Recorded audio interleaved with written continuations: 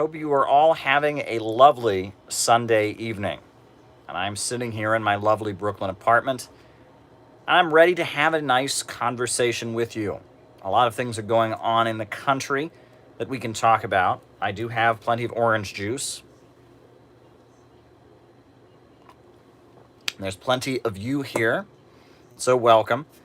I know many people have questions. They have things that they wish I would discuss. So for those of you who are looking for me to discuss something, the best way to do that is to shoot me a super chat. If you shoot me a super chat, I will give you an answer. It may not be the answer you want, but you will get an answer if you send me a super chat. But I also read the chats as well. The main thing we need to do now before we get rolling is make sure there are as many people here as possible. Now is the time to tweet this out. Put this on your Twitter, tweet this out, make this a bigger conversation, make this your Facebook status. Post this on Reddit. That's a good way to do things. Post this on Reddit. Hit the like button. Hit the subscribe button because we know that sometimes they have a habit of unsubscribing people. It's the algorithms. You don't hit the unsubscribe button, but it somehow unsubscribes you. So be sure to hit the like button, hit the subscribe button, hit the notifications bell. Be sure to hit the notifications bell. The more people here, the merrier. We're going to have a great conversation. I know all of us are piling in. It's going to be a great evening. And I will answer super chats. I will answer things that people have to say. A little bit later, we will do our roll call, where we call out everyone as I see them, and we give everyone their little shout out, which we do every live. We always want to make this part of a growing community, because we are a community here. That's what we are on these YouTube lives. We are a community. We are enjoying our time together. We make our evenings enjoyable. We make our afternoons enjoyable. We are being there for each other. We're discussing world events, discussing politics, discussing world history, doing everything that needs to be done. So, with no further ado, I will jump right into it. All right, so, folks, the protests are continuing. Habeas corpus has been suspended in New York. A number of people that have been protesting here in New York City have not been processed. They're being held, and they are not being processed. They are not being taken before a judge and charged with a crime. They are not being arraigned. They are just being held in the jails. Habeas corpus has been suspended in the state of New York. Right? We heard an announcement that the prosecutors here would not be prosecuting anybody. And thank you, Thomas Mitchlack, for the super chat. The prosecutors here in New York would not be prosecuting anyone participating in these protests. So, based on that, we have the police holding people without charges, not booking them, not processing them, not taking them for arraignment, and they're being held. Now, this is a violation of the U.S. Constitution. Habeas corpus is one of the most basic parts of U.S. law, and it is currently suspended in the state of New York. Now, you know, Abraham Lincoln did suspend it during a time of war, and during a time of war, it generally gets suspended. But at a time when there's no declared war, when there's no, military situation going on, in theory, this shouldn't be happening. Except, I guess, to a lot of the ruling class of the United States, this is a military situation. So let's keep our eye on this, right? We need to find out who these young people are that have been arrested, what their names are, and make sure that they're released, right? We should stand up against this. This isn't an attack on the civil liberties of all Americans. There's an old poster from the IWW, the Wobblies, the Industrial Workers of the World, an old radical labor union. And they had a poster, and it had a picture of a man standing behind bars. And it says, "We are in here for you, so you must be out there for us. We are here for you. You must be out there for us." And we, all of us, who fear our rights being taken away, who fear a crackdown on our civil liberties, should be out there demanding, loudly demanding, that they release these protesters, that this is unacceptable, especially in a situation with a pandemic where these jail cells, the jail system here in New York, the Tombs, the Central Booking in Manhattan, the Brooklyn Central Booking, the Queens Central Booking, these places are just fish bowls. They're petri dishes full of coronaviruses. Anyone who goes to jail, not only do they go to jail, but once they're out, then they have to take 14 days of quarantine because it's pretty likely you'll get coronavirus in the jail. So this is an outrage. And let me ask everyone, where are the libertarians on this one? Right? Where are the libertarians on this? I don't hear the libertarian voices. Where's the Libertarian Party sticking up for the protesters? Right? Where is Alex Jones? Where are all these voices that are constantly talking about government overreach, our rights being taken away, police state? Where are they? Where are they about habeas corpus being suspended and protesters being indefinitely detained in New York State, in New York City? Where are they? Where are their voices? If they truly are worried about government oversight, if they truly believe in civil liberties, they would be sticking up for the rule of law in this situation, but they aren't.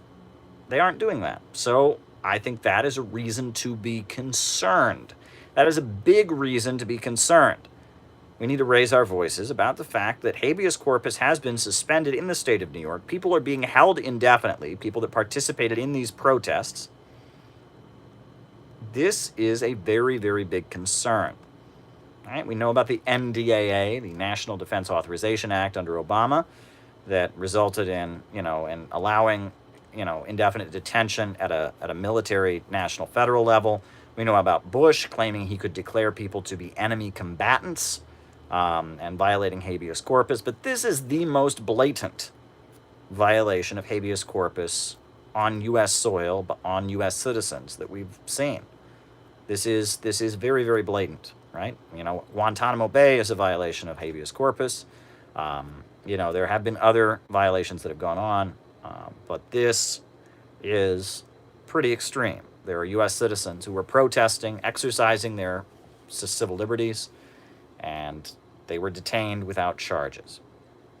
And this is increasingly a concern. This is something all of us should be deeply concerned about. All of us should be concerned about it. And we need to be calling out the pseudo-libertarians, the free marketeers, the foot soldiers of capitalism who beat the drums about freedom and civil liberties and are saying nothing. While thousands of U.S. citizens, it appears, who participated in these recent protests are being held. The New York City Police Department is holding people without charges. Courts have ruled that they have the right to do it because of certain circumstances. This is unacceptable, and we need to raise the alarm. The alarm must be raised. Furthermore, the alarm must be raised about the fact that protesters around the country have been killed. Protesters around the country have been killed. In Detroit, someone drove up to a protest, shot protesters, killed at least one of them. Others were injured. In Lexington, Kentucky, protesters were killed. Protesters were killed in Omaha, Nebraska. And we're hearing other reports of protesters being killed. No one is talking about this, right? The media is running a narrative. They're giving us an ideological narrative, but no one is talking about the fact that protesters have died. These protests are continuing. But here's what's going on today. So, what's going on? Well, George W. Bush, you remember him? The President of the United States who came before Obama. My fellow Americans, I'm George W. Bush, Commander-in-Chief of the United States. I'm going to invade Iraq to fight against Al-Qaeda. Saddam Hussein has nothing to do with Al-Qaeda, but I am going to invade Iraq anyway because he's a terrorist. He's a terrorist.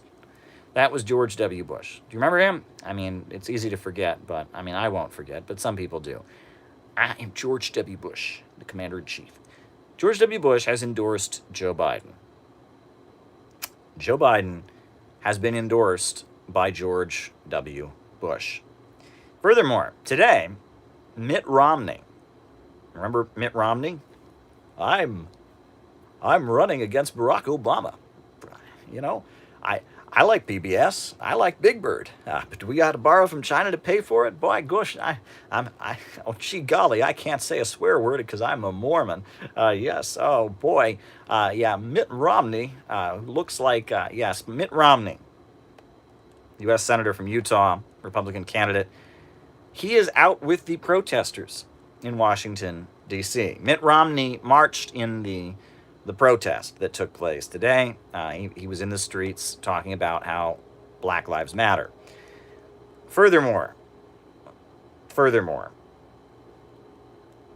at this point, Trump recently announced that he is removing 10,000, almost 10,000 U.S. troops from Germany. There's been a U.S. military presence in Germany since the Cold War, and he's drawing back. A big announcement. Roughly 10,000, almost a third of the troops that the U.S. has in Germany are being pulled out of the country. That's big. That's very, very, very big. Furthermore, statue smashing, right? It's big now. Around the country, there's a lot of statue smashing. Statues are being smashed. We now have generals coming out against Donald Trump. Mad Dog Mattis, who resigned from the Trump administration, Mad Dog Mattis, he has announced that Trump is a threat to the Constitution. Mark Esper, the U.S. Secretary of Defense, questioned Donald Trump's invoking of the Insurrection Act against the protesters. We're seeing many different military voices, ex-military, speaking up against Donald Trump. This is the situation. Now, let's be clear about what's happening. Let's be very clear, because there are two narratives here about these protests, and they're both wrong. The first narrative is that this is a George Soros conspiracy to remove Donald Trump. We've heard this before, right? This is all these people are paid protesters. They're all getting orders from the thing that's high up on the thing that's part of the Illuminati and the reptile people. And they are conspiring to stage these rallies to, disrupt the country, to create a police state and take away our freedom and remove Donald Trump because he's fighting for average Americans against the thing high up on the thing and the Illuminati and the whatever. That's false. However, it's also false to say that these protests are just simply, it's just the people in the streets. There's nothing going on from above. What happened is there was a spontaneous uprising against police brutality. The issue of police brutality has been brewing among the African American community for decades and decades and decades. And there was an explosion in Minneapolis, much like the explosion that happened 5 years prior in Baltimore, much like the explosion that happened before that in Ferguson, much like the explosion that happened in Los Angeles in 1992, much like the explosion that happened in Cincinnati. There was an explosion. And normally when there's an explosion, the leaders of the country move in to just calm things down. Didn't happen this time. There are sections of the rich and powerful, that see this as a useful opportunity to remove Donald Trump. And so there are clear divisions within the ruling class. There are clear efforts to co-opt these protests and rebellions. There's a fight going on within the ruling class. We saw how Donald Trump was using his people, the open up, protesters that marched into state capitol buildings with firearms and were demanding that the states open up and were calling for Dr. Fauci to be fired. Those right-wing protests have now been overtaken by these left-wing protests against police brutality and racism. The mayor of Washington, D.C., is now fighting with Donald Trump. He has changed the streets, this area near the White House, into Black Lives Matter Plaza and painted the words Black Lives Matter on the streets of Washington, D.C. It's happening. There is a big confrontation within the ruling class and people who just want to cheerlead these protests. I'm not saying there's anything wrong with these protests, right? I am all opposed to racism and police brutality. But people who just view these protests as just the people rising up and nothing. Come on. There are divisions within the ruling class right now. There are big divisions within the ruling class that are playing out. And it's pretty clear when we've got Joe Biden being endorsed by we got Joe Biden being endorsed by George W. Bush. We got Mitt Romney joining the protests, that at this point, it's very clear there are sharp divisions within the ruling class, and these protests fit very well into those divisions. We have to scientifically understand this. I've talked about the divide between the ultra-rich and the rich. I've talked about the divide between the intelligence agencies and the Pentagon. I've talked about the divide between those who want to make short-term profits and those who are committed to long-term geopolitical strategies. It's all playing out right now. There is a big division within the ruling class. And when there are divisions within the ruling class class starts to use the people as foot soldiers in their fights, and that's what's taking place at this moment. The ruling class, the Trump ruling class is using its foot soldiers as the Open Up protests, the Tea Party. Now we have the left, the Democrats co-opting and trying to utilize the Black Lives Matter movement as their foot soldiers in the fight against Donald Trump. We are going to have an election in November.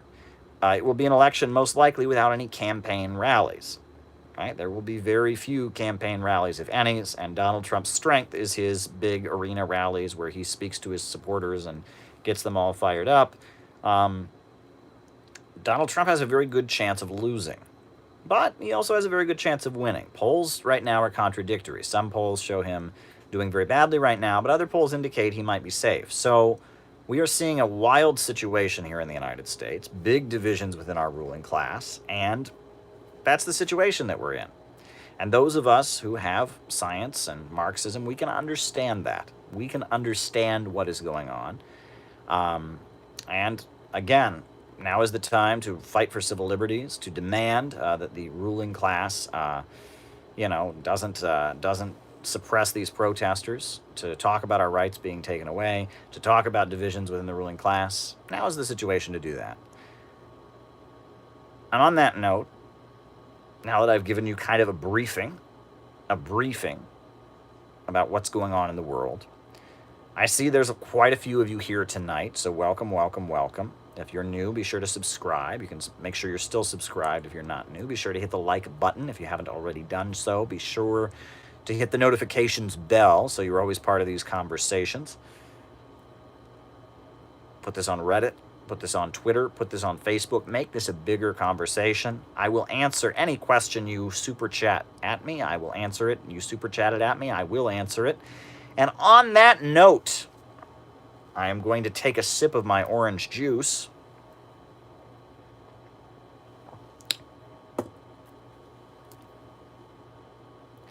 And now, names and locations, folks. I'll call you out as I see you.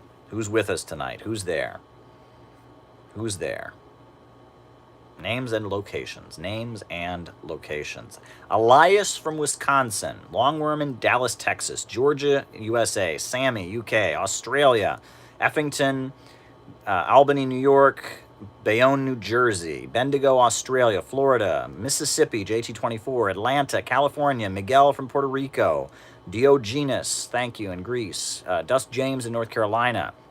Suffolk, New York, Stanley Stan Lynn, Jenny Lynn, Lily from Atlanta, Mr. Red, Mark from California, Varathius in Los Angeles, Shaniqua from Buffalo, Kaname in Maryland, Poughkeepsie, New York, Ulysses in New York City, Grant from Aussie, right? Jack Dundee, UK, comrades in Austin, Texas, Heathrow, Ohio, the Lone Wolf, David from Michigan, Mo from Toronto, Denmark, Uruguay, Cleveland, Anthony Penza in Cleveland, who is with us, Sao Paulo, Brazil, Georgia, St. George, Utah, Mo in Pomona, California, Frank from Baltimore, Toronto, Cleveland, Pirate Alex, Clydebank, Central Georgia, Chan, welcome Chan, glad you're with us, Melbourne, Louisiana, South Louisiana, Jacob Maxey, Dan from Iran, St. David's, Bermuda, Troy, New York, says Lincolnite Yankee, Ali from Toronto, Damascus, Syria, Mark Shear in North Carolina. Who else is with us tonight? E.E. Camps is with us, says comrades, Mongun from California, Lethbridge, Alberta, Canada, Turkmenistan, David from Italy, Elan from Utah, Nolan from Washington. Hey, Caleb, says Black Metal Marxist. Leningrad, says Tommy Ferraz. Fairhope, Alabama. Evergreen State, U.S. Rich, West Virginia. Los Angeles. Helen from Melbourne. Helen, shout out to you. Miami, Florida. Pennsylvania, USA. Will DeMarco. Kofan in Turkey. Lancaster, Pennsylvania. Seattle. Alberta. West Virginia. No war but class war in West Virginia. Phoenix, Arizona. Helsinki.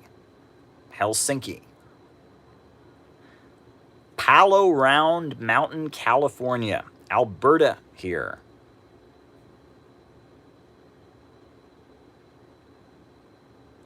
Dust James is with us. David Fox is with us. Dimitri in Austin. Roswell, New Mexico. The world is with you, Caleb, JJ says. Louisville, Kentucky. Compton. Tampa, Florida. Omar Grant. Kinky says she's not here. Well, I think you are here, Kinky, but I see you. Merrill, California. Huey Newton's Spirit. Hello from Vallejo, California. Nassau County says Joe the Red. Nassau County, Joe the Red. Wichita, Kansas, Trevor. Zolo from Detroit. Zolo. Welcome, Zolo. Hello from Honolulu, says S Ninja 2000. S Ninja 2000 from Honolulu. Tina from Wisconsin. Tina is here from Wisconsin. Tina Marie, welcome, Tina. Welcome, welcome, welcome. Wow. Wow. Wow, what an audience. Wow, this is great. You guys, we are a community. Robert from Hawaii is with us. I see you, Robert. We are a community. We're doing great stuff here. So much that we can talk about. Default, Boston, Max Henson. What are we even doing here, says Hugo Smith. That's a philosophical question. Noel is in Auckland, New Zealand. How do you talk about Tiananmen with non-communists, asks Sami Jobber. We can get to that. Kareem from Montreal. I'm writing down Tiananmen. We can certainly talk about that. Thaddeus from Memphis. Thaddeus from Memphis. Thank you, Caleb. I always love it when you read my comment and where I'm from, says Mr. Red. Well, great. Happy to do it.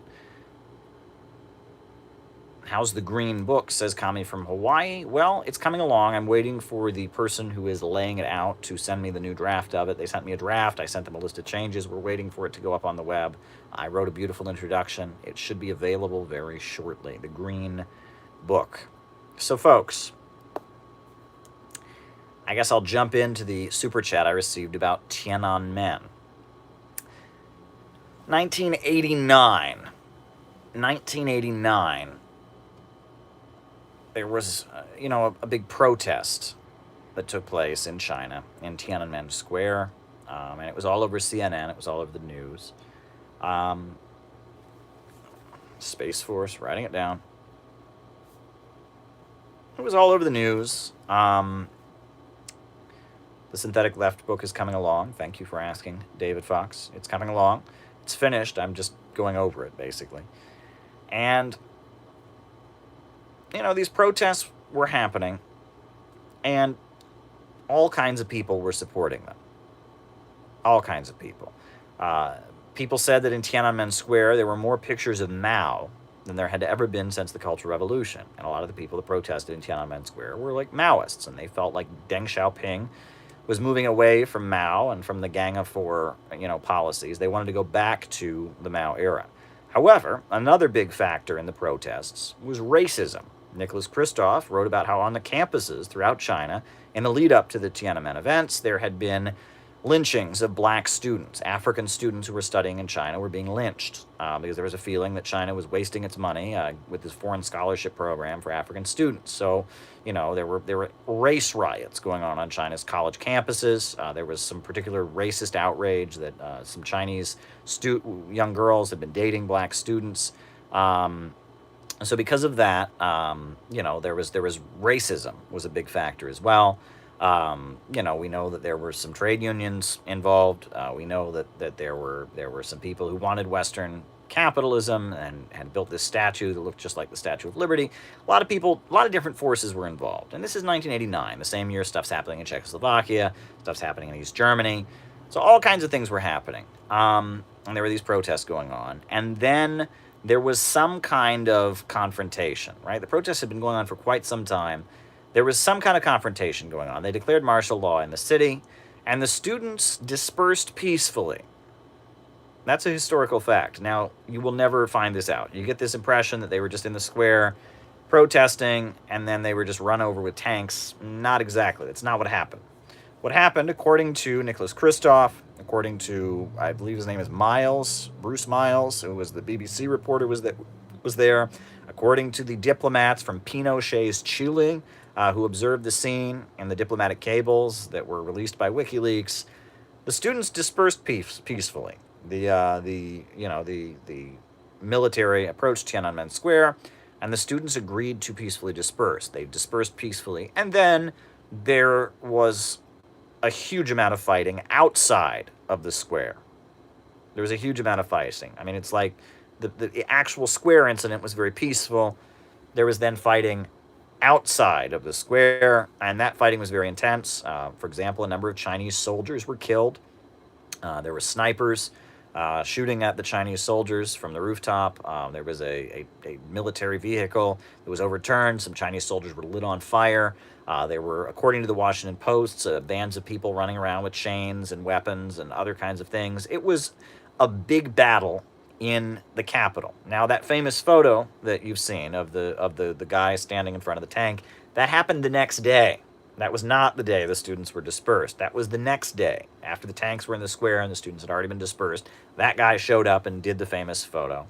And for the next week or so, there was a huge amount of fighting in the areas, the streets of the city of the capital of China. And it appeared, there had been a section of the military that had gone over to support the protesters and was trying to carry off some kind of coup. Soldiers from outside of the city were brought in, and it was a fight. I mean, it was an attempted coup was going on. And that's what happens. This is the color revolution playbook, and there was an attempted military coup, and it failed. That's what happened. Now, the peaceful protests had gone on, and then something happened, martial law was declared, and the students dispersed peacefully, and then there was a huge amount of fighting and killing that went on, and a lot of people died. And the problem with the narrative is the way Western media has told the narrative of what happened in Tiananmen Square, the way they've described it is that they have declared that these students were just peacefully protesting and they all got run over by tanks. That is a huge, huge oversimplification of what went on. That's not what happened, okay? What went on was very, very complicated. There were deaths on both sides, both soldiers and protesters. It's not even clear that the people that were fighting the Chinese military in the streets were the same people that had been protesting in the square. That's not clear, right? There's also reports that there was military on military stuff going on. There were members of the Chinese military shooting other members of the Chinese military. That's also very clear. So the events of 1989 in the Capitol, are not as simple as people make them out to be. A lot of people lost their lives. There were probably things done by the Chinese government that violated human rights. I'm not going to pretend that no mistakes were made, that nothing that went on, everything that went on there was acceptable. That's not what I'm saying. I'm saying that this Hollywood story that you have in your head, that there were these people sitting in the square singing "Give Peace a Chance," and then they ran them all over with tanks because they're evil. That's not the whole story. It was way, way, way more complicated than that. That's all I'm saying. And you want to take that out of context and use it against me, fine, you do that. But NBC said the same thing that I said, because the anniversary, you'll remember, was last year, and NBC ran a story saying exactly what I've said here. Nicholas Kristof of the New York Times has said exactly what I said here. The WikiLeaks cables from the diplomats representing Pinochet's Chile that were made public by WikiLeaks said the same thing that I said here. I believe his name was Bruce Miles. Somebody Miles from the BBC, a BBC reporter that was on the scene in the square, said exactly what I've said here. So I'm telling you what is widely acknowledged, which is that the students dispersed from the square peacefully, and then all bloody hell broke out, and there were deaths on both sides. That's what happened, right? And the problem is that narrative that people have of what happened in Tiananmen Square is not about China. It's not. It's not about China. It's a projection, right? I don't know if folks are familiar with, the concept of projection. Sigmund Freud, classic, thing. When we don't like things about ourselves, we see them in other people.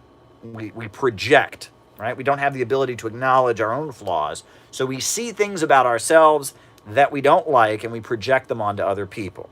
And it's a classic example. Donald Trump, during the elections, praised what China did during the Tiananmen Square incident. He said they were brutal, they crushed it, and it was amazing. That's not what happened. But he praised them. Why? Because he probably has watched Rambo. I don't know if you folks have seen Rambo, but there's a scene in Rambo where he's talking about protesters. These maggots, they spit on me. And it was common, right? After the Kent State Massacre in 1970, Kent, Ohio, many of the townspeople in Kent, Ohio said, quote, they should have shot them all. Orangeburg, which is a city in, I believe, South Carolina, there was a civil rights demonstration, and the police showed up and shot everybody, murdered people, right? And there was a widespread feeling on the right wing that protesters, in general, are disrespectful of the country, they're all sloppy, and they're scum, and they hate their country, and they should all be killed.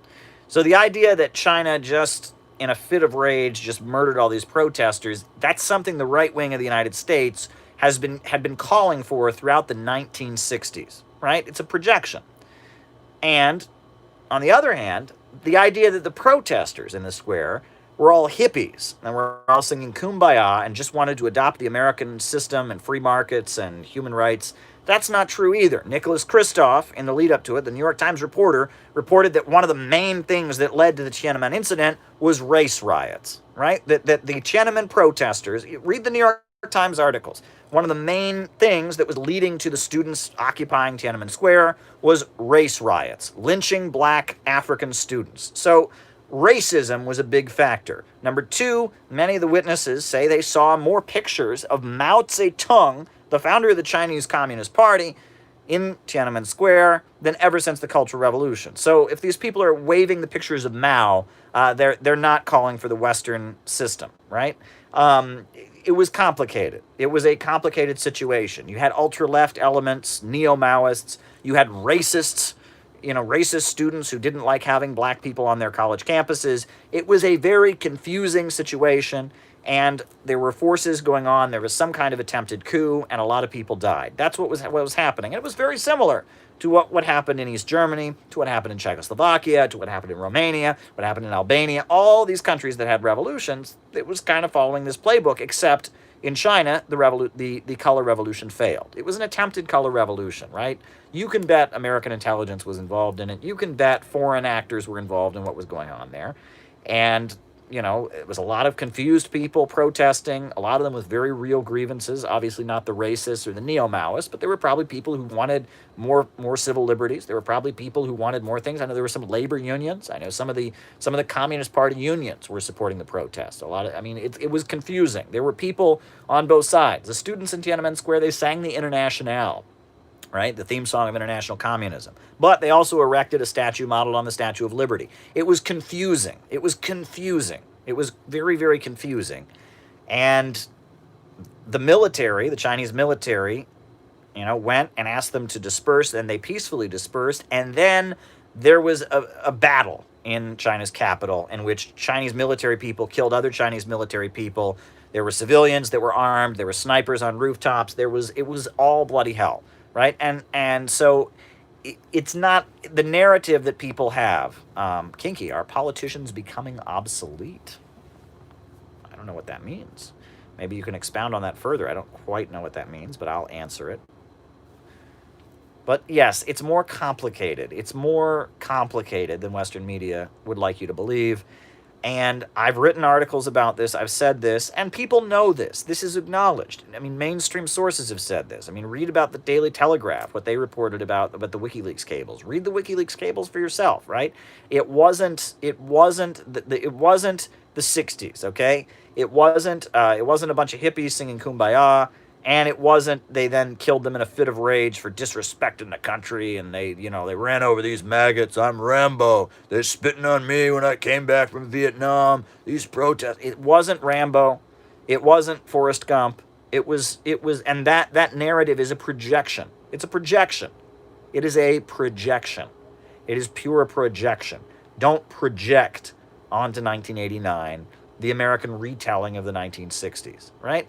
And that retelling of the 1960s is really problematic. I grew up hearing my whole life that no one should ever protest against a war because during the 1960s there were these people that went around spitting on soldiers and disrespecting America. So if you oppose the war, you have to just be silent because during the Vietnam War, all these people went around disrespecting our country and Jane Fonda and all this stuff. I heard that, and there's Forrest Gump. I don't know if people seen Forrest Gump, where it's got, you've got Tom Hanks playing this mentally disabled man who's going through and living his life and, is part of the protests and goes to Vietnam and, there was this weird, when the Gulf War happened, 1991, and the U.S., invaded, the U.S. sent troops to Kuwait to drive out the Iraqi forces. There was this huge effort on the part of the establishment to try and prevent protests from happening against that. And the way they did it was with this retelling of the Vietnam War. And they put up yellow ribbons, and they, it was like, it was very, very, very weird. And in the 90s, there was a big, like, psychological, like, retelling and redoing of the 1960s and 70s and what had gone on. And it was very, very strange. And, right, you'll remember that George Herbert Walker Bush, Bush's father, George W. Bush's father, the first President Bush, after the quick victory in Kuwait, he very famously said, "We cured Vietnam syndrome." Vietnam syndrome was the fact that the U.S. public got tired of wars. And he said, we had cured Vietnam syndrome. The public loves wars and loves the government again, loves the military again.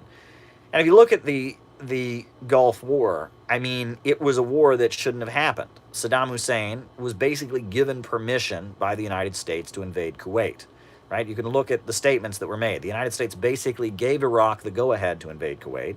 Iraq invaded Kuwait. The USA then declared war on Iraq, didn't declare war, but it sent forces, to drive them out of Kuwait after giving them permission to be there. There was the famous Naria testimony. You should Google this. This is an example of how blatantly U.S. media lies. This is very important.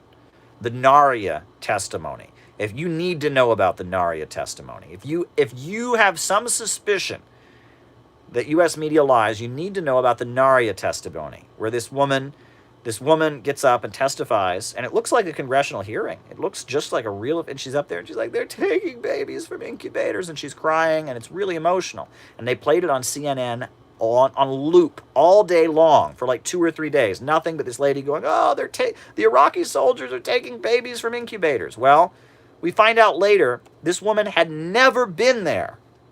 There was no way the woman who testified could ever have been there and seen babies taken from incubators, number one. She was a member of the royal family of Kuwait, right? Kuwait is an absolute monarchy, right? Iraq is was at that point the Republic of Iraq, you can argue it wasn't democratic, but Kuwait made no pretense of being democratic. Kuwait was an autocratic monarchy. Iraq under Saddam Hussein, Ba'athist Arab socialism, they had, elections and such. They didn't have elections in Kuwait. It was an absolute monarchy.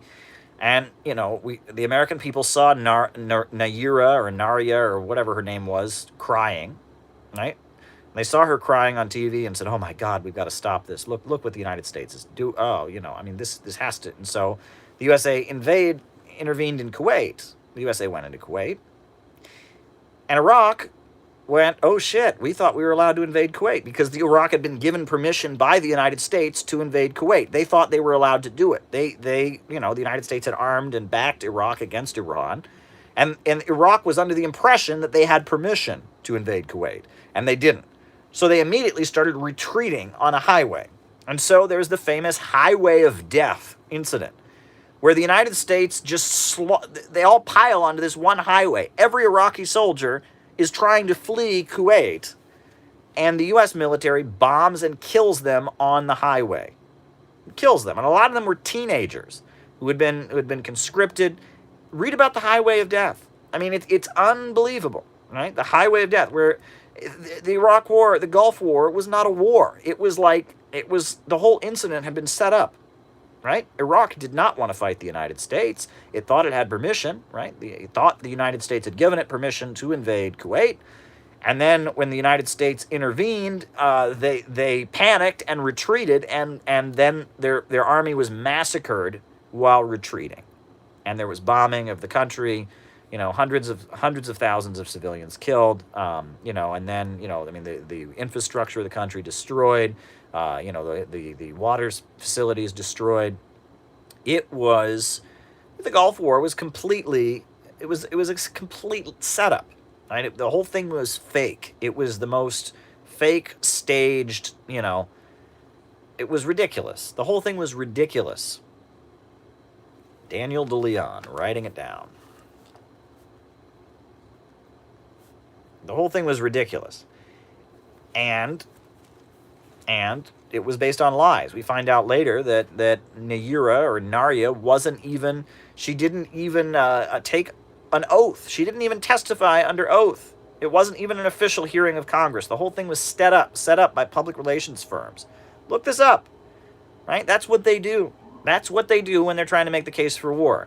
Human beings, we are good. I hate to have to frame it this way, but this is the truth. Human beings are good.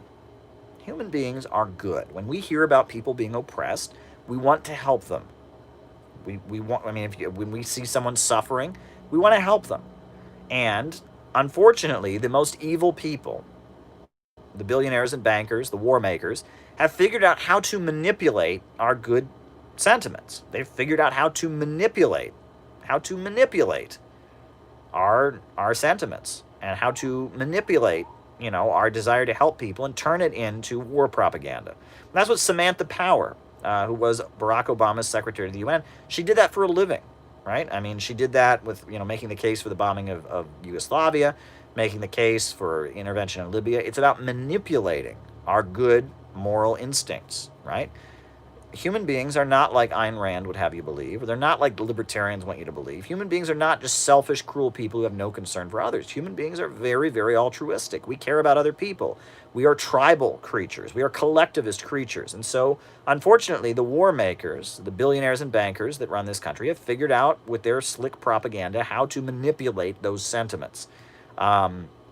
And that's how they made the Gulf War happen. And that's how that's what they're doing with the Uyghur issue now. I mean, we're all supposed to hate China because China, because of the Uyghur issue. And then, they're doing the same thing. There's other examples you can use, right? I mean, every time they told us they were bombing Libya to stop a genocide. Remember that? They were stopping a genocide. That's why they bombed Libya. Syria, great example. Bashar Assad is murdering people. Oh, we have to invade. Now we find out in chemical reports, even weapons inspectors are coming out and saying it's not what they said. And it's all, wars are sold with lies. We know this. And, Shining Path in Peru. Again, I get asked that question like clockwork. Why? I mean, I'll answer it. I'll answer any question. You'll get an answer. You won't like the answer. You won't have liked it the last time or the time before that or the time before that. But I will give you the answer. Gulf of Tonkin, I mean, they lie in order to make the case for war. And, the Tiananmen thing, right? I mean, were bad things done? It was an awful incident. I'm glad I wasn't in the capital when it happened. Glad I wasn't in Beijing, the capital of Beijing, when it happened. It was a nightmare, it sounds like. A lot of people were hurt. A lot of people were confused. A lot of different political causes were part of the demonstrations. Confusing situation. All right. Next super chat. Space Force. The Space Force. Well, folks, I am a big supporter of the space program. I think the space program is a good thing. Not a big fan of the Space Force. The space program is kind of the height of human optimism and progress. John F. Kennedy, shortly before he was killed, actually called for the moon mission to be joint. He called for the Soviet Union and the USA to have a joint moon mission. I think that's really amazing. And the fact that we could start getting energy from the moon with helium-3, that would be amazing. We can start, getting resources from other planets that, as a way of dealing with, with our situation. That would be amazing. Could these people out in the streets be Bernie voters left without agency? Oh, interesting. Bernie voters protests. All right. I'm all for the space program. Space Force is militarization of space. It is an attempt to expand U.S. militarism into outer space. And I'm not a big fan of it. And largely, I think, honestly, it was set up primarily as a PR stunt. I think Trump realized that, Caleb, I appreciate for your existence, Caleb. Do you think the U.S. will ever apologize the same way Japan does for World War II? Oh, what are your thoughts on Marxist, Leninist, Maoists and their claim that China is abandoned? Okay, so USA apologize like Japan. MLM claim China is capitalist. All right, written it down. Thank you very much. I will answer both of those, just like I'm answering Space Force right now. Now, the Space Force, I think it was about optics, okay? I have in my head a vision, right? I remember when I was in high school, a little old town in Ohio, before I graduated, me and all the other students, we were all required to fill out these, like, what do you want to be when you grow up, career pathway kind of things. And we took all these, like, what kind of job you might want to have. We all had to sit down with the school guidance counselor and be like, what do you want to be? And I swear, there is when Trump announced that he was forming the Space Force, a military wing, wing of the U.S. military in the Space Force, there was a 15-year-old kid who went into his guidance counselor. What do you want to be when you grow up? Space Force. You know, I mean, their logo looks like Starfleet Academy from Star Trek. Have you seen it? It's an attempt on Donald Trump's part to, like, look like he's really cool, look very, very exciting. I don't know if folks saw. There was a guy in Queens, a Trump supporter, probably. I mean, we don't know his politics, who didn't like the protests that are happening in the city. So he got out of his car and pulled out a weapon. It was a claw. It was a hand. It was like a glove with swords coming out of it, and was chasing the protesters with his, like, sword glove, right? And it was, like, unbelievable, right? And it's like, he's like, yeah, and he's chasing the protesters with his sword glove. I mean, it was that. I bet that guy loves the Space Force. If that guy was 20 years younger, he'd probably be signing up for the Space Force right now. There's another guy, I forget which part of the country he was in, who didn't like the protesters, so he was chasing them around with a bow and arrow.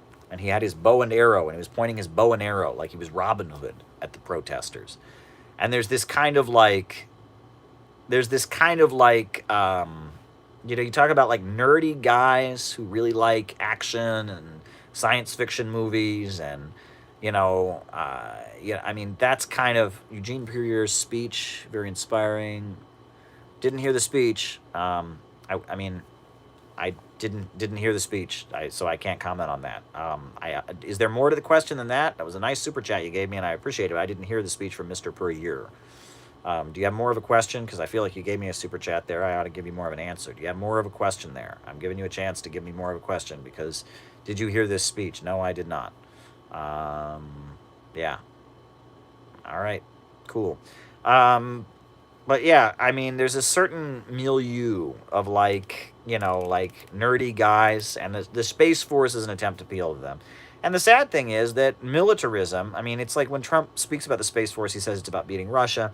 He says it's about beating China. I mean, that's what he says it's about. I mean, it's like, it's instead of using the space program to celebrate, SpaceX. Instead of using the Space Force to celebrate human progress, instead of using the space program as a way the human species can come together and cooperate, instead of doing that, we've turned outer space into a field to have a new Cold War, right? And it's a disappointment. And it's LARPy, and it looks like a Star Trek movie, and it's silly, and I'm disappointed by it. I'm not a fan of the Space Force. Not a fan of the Space Force. I'm a fan of the space program. I think what China did with their launching, you know, that satellite onto the far side of the moon was amazing. Hao Guofang. All right. All right. All right. So There you go. I am for NASA. I am for the space program, and I don't buy the argument that it's all military, because if that was the case, why would they be doing the Space Force? That's a separate kind of thing, right? That's the whole thing. The Space Force, NASA needs more funding. The Space Force doesn't. We don't need a Space Force. We need more NASA. We need more scientists, right? We should be hiring millions of people right now. There's so many people that are unemployed.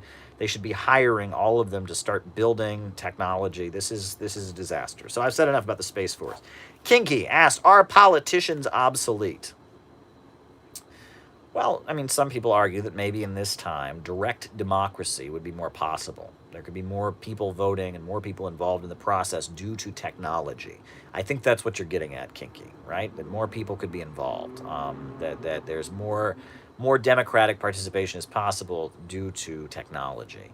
And maybe that's the case. I mean, maybe we could develop a model that was less representative and more inclusive. But at this point, yeah, we do have politicians. I mean, my feeling is that our current political system is a shell for capitalism. If you read The State and Revolution by Lenin, he says a democratic republic is the best possible shell for capitalism. Now, Kinky says less national, more local. And yes, every socialist revolution that's ever happened has involved local organizations. You know, in Venezuela, they call them Bolivarian circles.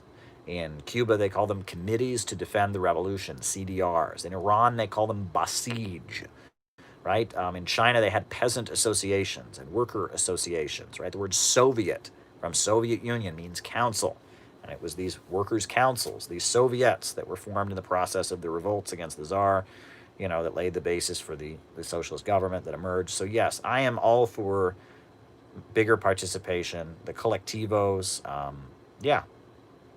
yeah, I think that the only way something socialistic could come into being is if there is organizations like that on a local level. If Biden wins, does Kanye have a chance in 2024? What do you think about marginal unity? Well, I can write Kanye. What is marginal unity? Do you want to clarify that? Kanye 2024. What is marginal unity? What is marginal unity? Explain that to me. What is keep it up? Okay, I'll keep it up. Marginal utility. Again, explain that to me. I mean, you just asked me about, you know, obscure concepts or something. I will keep it up. Thank you for the super chat. Glad to do what I can do. Yeah. Marginal utility. Explain that to me. What are you asking me about? I think isn't that one of those like talking points against socialism or something? The economic concept of marginal utility versus the labor theory of value. I'll have to look it up. Alrighty. Daniel DeLeon. Who was Daniel DeLeon? Daniel DeLeon was a college professor in New York City, and he was taught at Columbia University, and he was a Marxist. He was, this was like the 1800s, 1860s, 1870s. And he was a supporter of Henry George. Do folks know who Henry George is? Henry George was an economist, a New England economist. He was in New York City, and he was not a socialist, but he argued that land should be nationalized. He argued that if you tax land values, land is kind of the great equalizer, and that the road to ending economic inequality and fixing the economy was taxing land values. His name was Henry George. He was a progressive, kind of a populist. You know, he wasn't a Marxist because, I mean, he was before Marx. There was Henry George. Henry George ran for mayor of New York City. And Daniel DeLeon, as a college professor, supported him and lost his job as a college professor at Columbia University. He was fired for supporting Henry George's campaign for mayor. So he then started the Socialist Labor Party, the SLP. Their logo was the arm holding a hammer, the arm and hammer. The SLP, the Socialist Labor Party, and they were the first major socialist party in the United States. Before that, there had been something called the Workmen's Party. There was the Communist Club of New York City, but this was the first like big mass socialist political party that ran candidates. And Daniel DeLeon was the leader of the Socialist Labor Party, and he was. He was a great speaker and a great writer. He laid the basis in a lot of ways for Debs. There would be no Debs. All right. Would setting up workers' co-ops be setting the stage for revolution? Yes, and I will answer that. Worker co-ops. Thank you, David. Worker co-ops, revolution. Daniel de Leon was a bit of an ultra-leftist. For example, at the time, in the 1870s and 1890s, there was a big movement against what they called the trusts in the United States. There were big monopolies, big corporations, and there was this movement against the trusts, and all kinds of progressive people were organizing against the railroad trusts and the banking trusts and such. Daniel de Leon supported the trusts because he said that that would make them easier to nationalize, right? So after the revolution, it'll be so the trusts are a good thing. Daniel de Leon, he opposed most labor unions on the grounds that he thought they stabilized capitalism. They didn't make a revolution. He joined the IWW and wanted to transform the IWW only into a socialist agitation organization, so they kicked him out of the IWW. Daniel de Leon was a bit ultra-left, but he was a very important figure in popularizing American socialism. Socialism really, he's a really important figure. You can't really overlook him. He was ultra-left, he was problematic, but he was important. No one did more in the United States at that time to promote socialism. Eugene Debs started out as a follower of Daniel de Leon. William Z. Foster, the great Marxist, the first socialist he ever met, was a follower of Daniel de Leon. The de Leonites, right? And I remember them from when I was in Cleveland. The SLP, they used to come to things. They were older guys. There were 4 or 5 older guys. They were union guys. They wore their union jackets, and they were in the SLP. And they had their leaflets. And I think they stopped. The website of the SLP hasn't really been updated since 2008. I think their office is a historical monument. They have an office somewhere in the Midwest. It's like a building that was their headquarters, and it's like a historical monument now. I don't think they're really functioning anymore, but I remember them when I first started going to activist stuff, like in Cleveland, 2004, 2005, 2006, around that time, they were still doing stuff. There were still 3 or 4 members that were doing stuff. The SLP. They had their newspaper, The People, with the arm and hammer on it. So, yeah, that was the SLP. Daniel de Leon. And a very important figure. There's a quote from him that I like. He says, "The red flag makes no bones about its true purpose." I like that. The red flag makes no bones about its true purpose. That's Daniel de Leon. Someone should make that a meme. Someone watching now, make a meme. Put Daniel de Leon's face and a big red flag, and the red flag makes no bones about its true purpose. Put that as a meme. That would be a great meme. I would share that if someone can make it.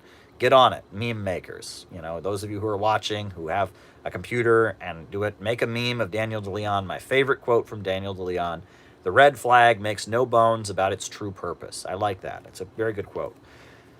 Okay, Daniel de Leon, Shining Path. The Shining Path. It's a group that operated in Peru. They organized among the peasantry.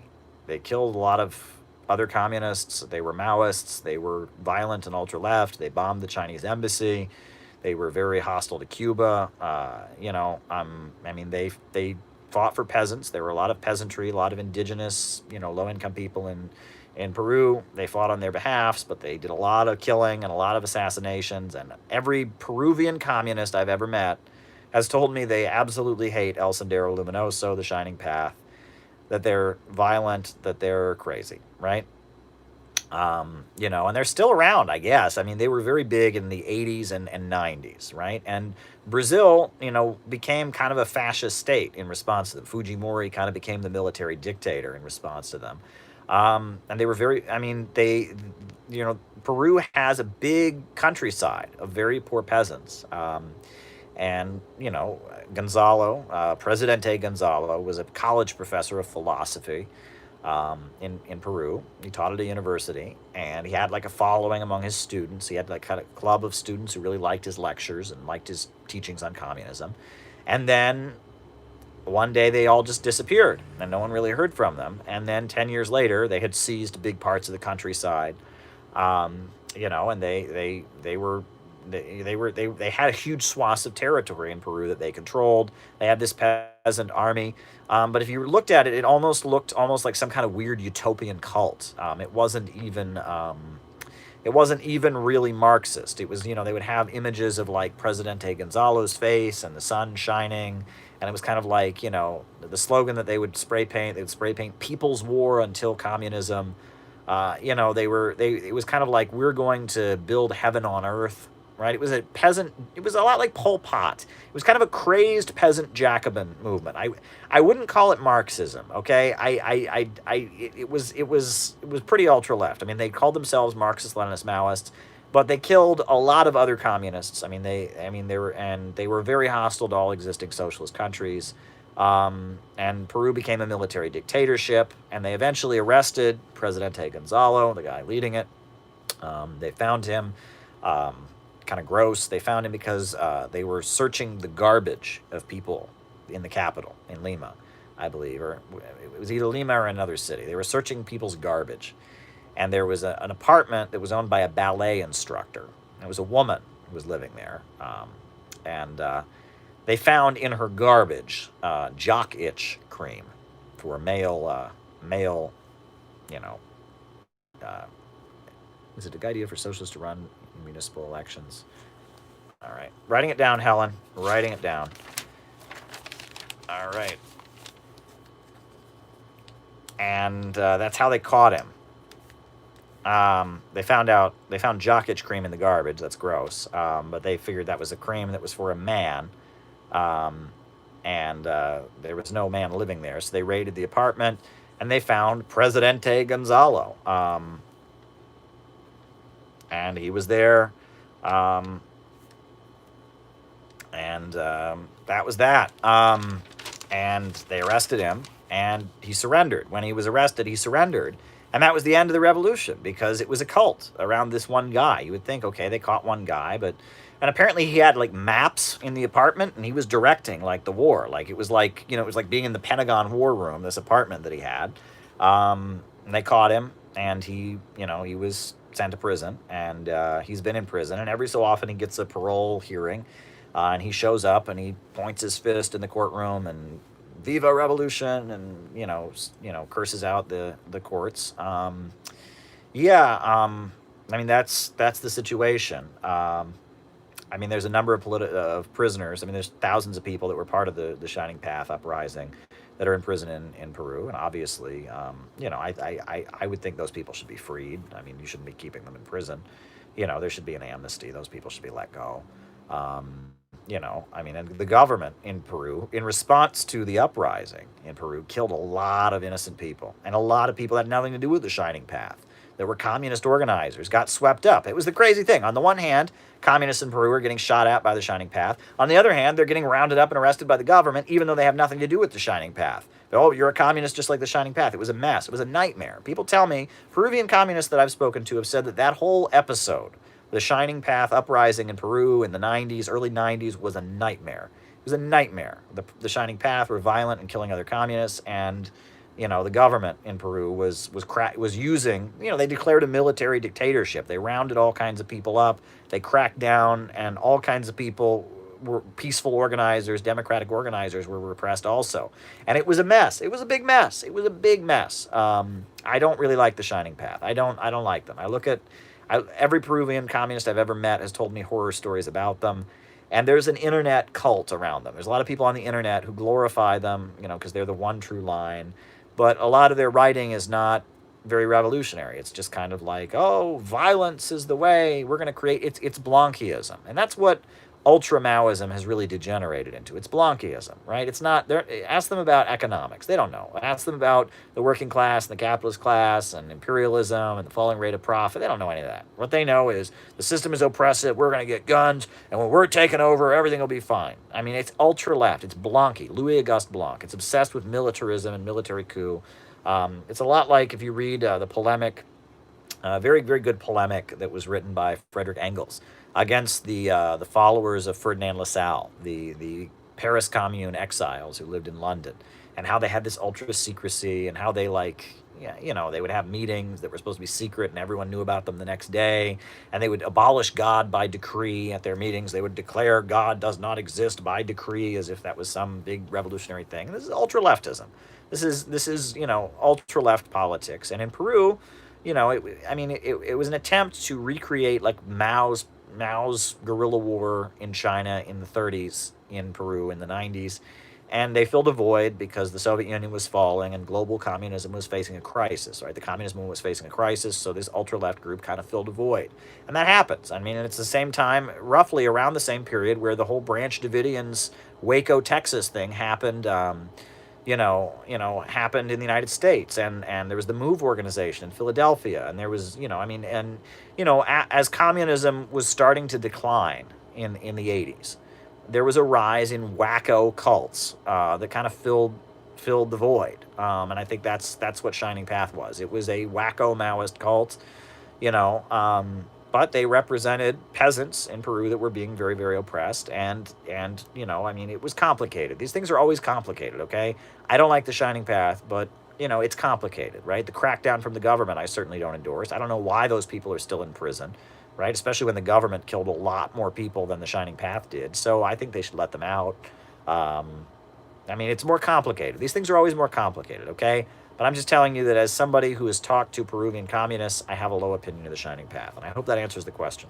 Okay, are Bernie voters, are these disappointed Bernie voters who are protesting? I don't think so. No, I wouldn't put it that way. The Bernie voters, maybe some of them were Bernie voters. I think a lot of the white solidarity kind of folks that are marching, the hipsters in Brooklyn, they're all Bernie supporters for sure. But in terms of, the people out on the streets in Minneapolis, a lot of them are just African-American folks. A lot of them are teenagers who can't vote, who just are angry about the police state and police brutality. And what's interesting is that Bernie Sanders actually, one of the main reasons he didn't win was because of the black vote. I mean, black people voted for Biden largely. I mean, there were many black Bernie Sanders supporters. I mean, but largely the black community favored Biden over Sanders. That's according to the polls, and it was states like South Carolina and all of that where Biden really got a lot of support because the black community seemed to favor Biden. But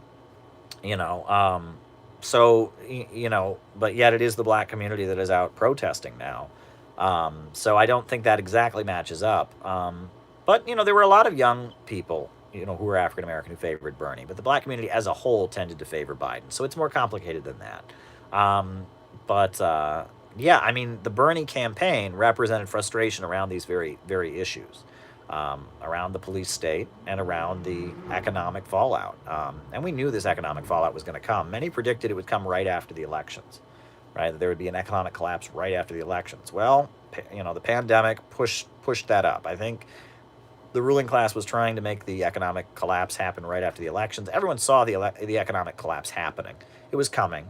But the pandemic kind of jump-started it, and we got the economic collapse. The pandemic jump-started the economic collapse. We got it before the elections rather than after.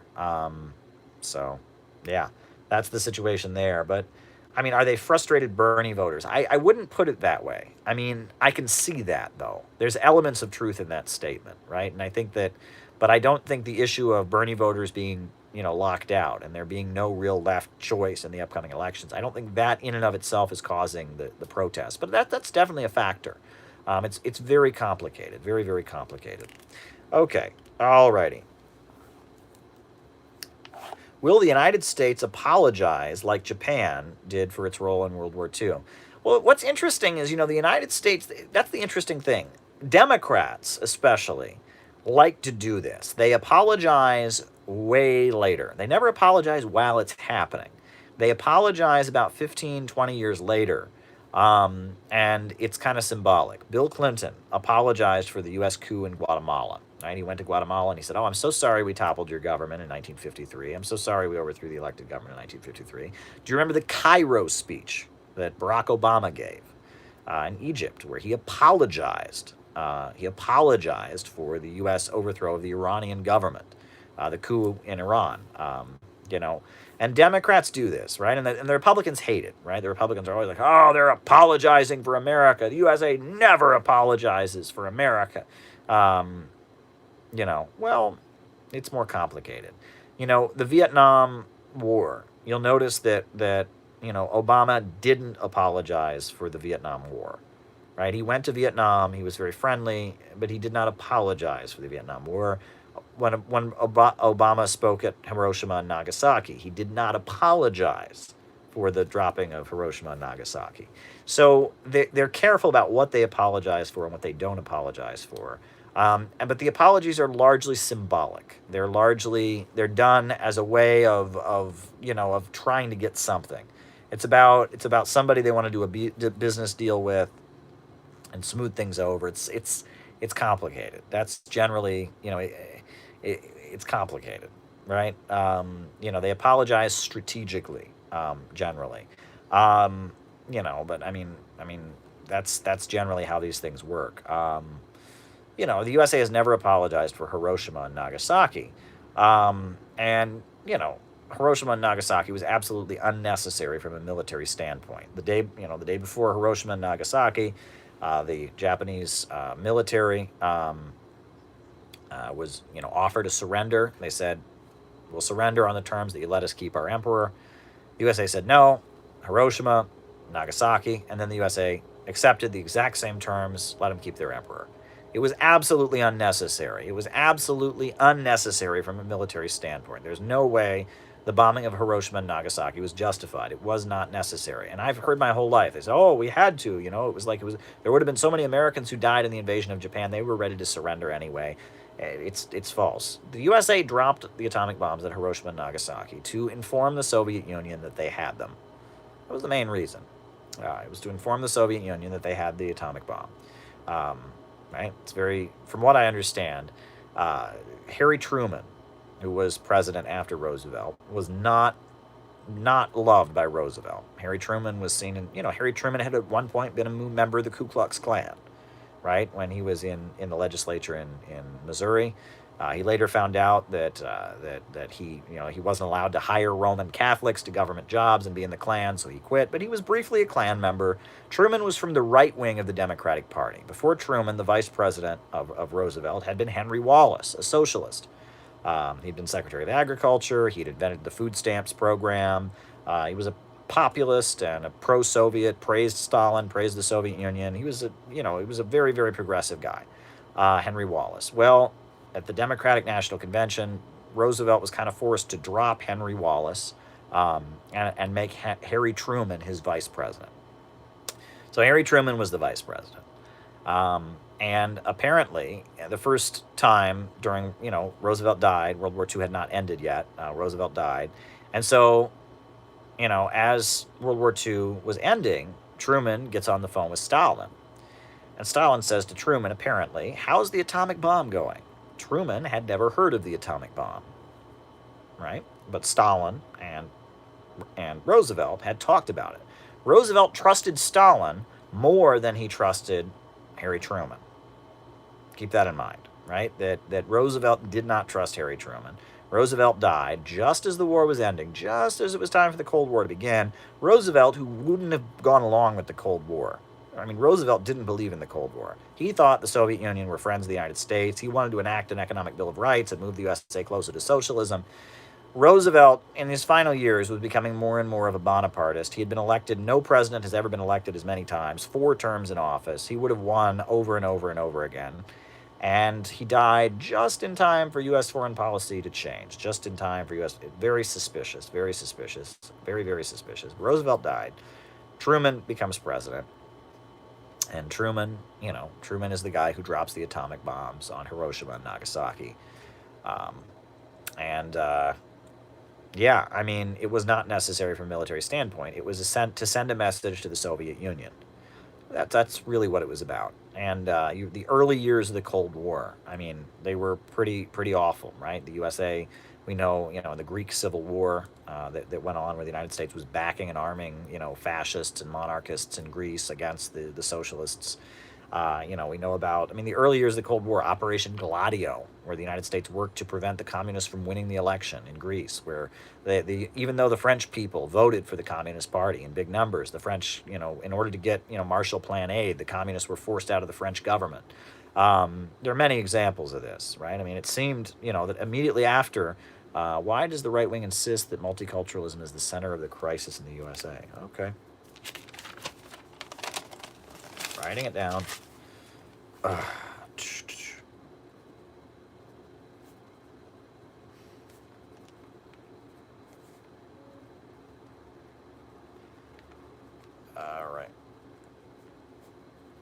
Okay. All right. But yeah. So I guess that answered that question. Okay. What about Marxist-Leninist Maoists who claim China is capitalist? Well, oh, did you see that Patrick, Bet, David, and Richard Wolff debate? If so, what are your thoughts? I'm sorry, Shaniqua, I didn't see that debate, but I will watch it. I didn't realize that Richard Wolff was doing more debates. I've seen other debates that Richard Wolff has done, but I haven't seen that one. If that's a recent one, I will watch it, and thank you, Shaniqua, for that. I will definitely give it a watch. Yeah, absolutely. Absolutely. I love Richard Wolff. I mean, great content, great stuff. I mean, his stuff on China is very good. His stuff on other things is very good. It's really been a pleasure and an honor to be able to work with Richard Wolff. Really. I mean, he's a great man, brilliant man. I'm a big fan. I'm sorry, Shaniqua. I'm sorry I haven't seen the debate. I'm not able to give you an answer, but I really love Richard Wolff, and I really recommend his stuff. I really, really do. I really do. You know, who is Patrick Bet David anyway? Who is he? I don't know. Who is Patrick Bet David? Who is he?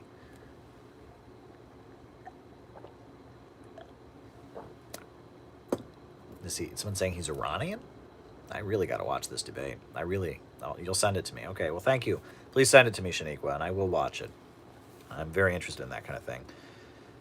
Okay, so MLMs claim China is capitalist. Well, I mean, here's the thing.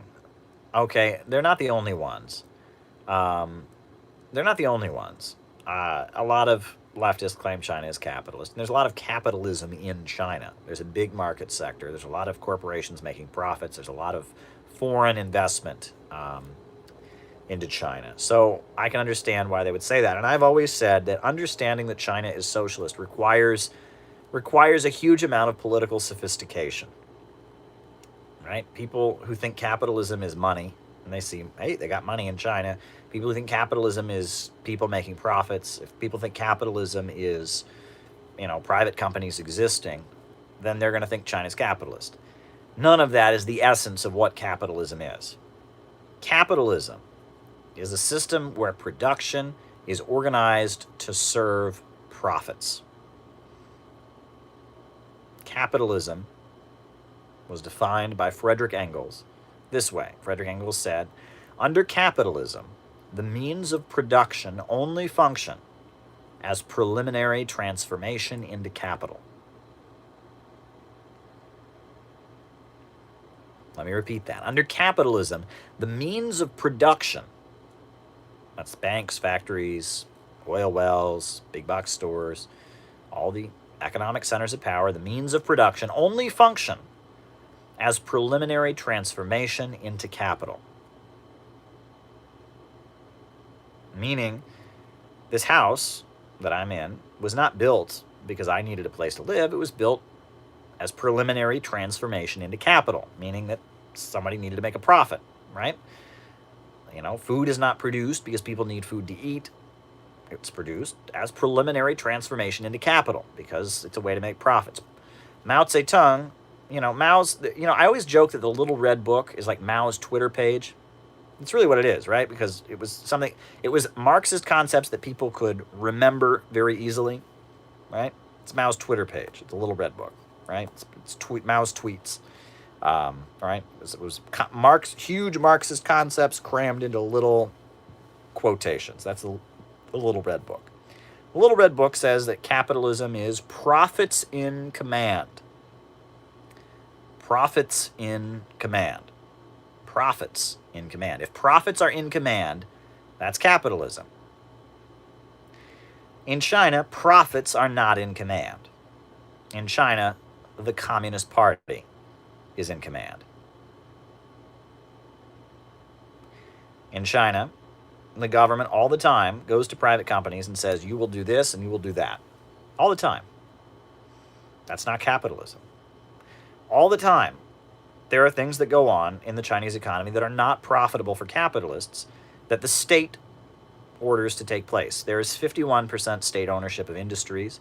There is government control over banking. A great example, and I talk about this in my book, City Builders and Vandals. I talk about the fact that there was a crash on the Chinese stock market in 2015. a huge crash on the stock market. And if there was a similar crash in the United States, there would be riots in the streets. Food would stop getting delivered. It was huge, a huge drop on the stock market. And a week later, it was like it never happened, right? 90% of the Chinese people are in no way tied to the stock market. They're tied to the state, right? And that there is a private, sector, there is a stock market, there are foreign investors, but they don't really have command. The government controls everything. And that's why in Chinese media, you'll notice every time the government shuts down in the United States, in Chinese media, they go crazy. They go wild. They're like, how is this happening? That makes no sense to them when they see the government shut down, because in China, if the government shut down, that would be the end of the country. The government runs the economy. Okay? I mean, that's just the reality. And they have this 5-year plan. You should take a look at the 5-year plan song, right? They made a 5-year plan song. If you want to know what China's gonna do, I mean, it's adorable, right? And they talk about this 5-year plan. They come out with a 5-year development plan for the economy every year, right? That's not capitalism. That's not capitalism. It's not, right? If there was a private company in the United States that was about to lay off its workers, and the government called them up and said, no, you can't do that. And in fact, we don't like where your factory is. You're going to move it to another state because that's in our 5-year plan. You're going to do that. Oh, what? You don't want to do it? Oh, we can take you out of your office in handcuffs. Would you like that? And that's the other thing, right? I mean, great example. The meat supplier. This was a few years back. The meat supplier of McDonald's was serving rotten food to the Chinese people. And so the CEOs of this American company that operated in China were dragged out of their offices in Shanghai in handcuffs and taken to jail.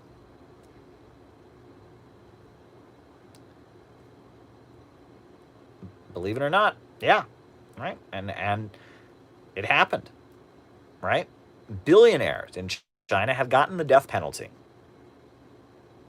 Billionaires have gotten the death penalty. Look in U.S. history. See if you can find one example of a wealthy person who got the death penalty. One. Find me one rich person in all of U.S. history who's gotten the death penalty. Find a single one. A single rich person in the United States who's ever gotten the death penalty. Find one. You can't find one. Right? I mean, I'm serious. Look for any example of a rich person in the United States getting the death penalty, like officially being executed. You can't find it. You can't find it.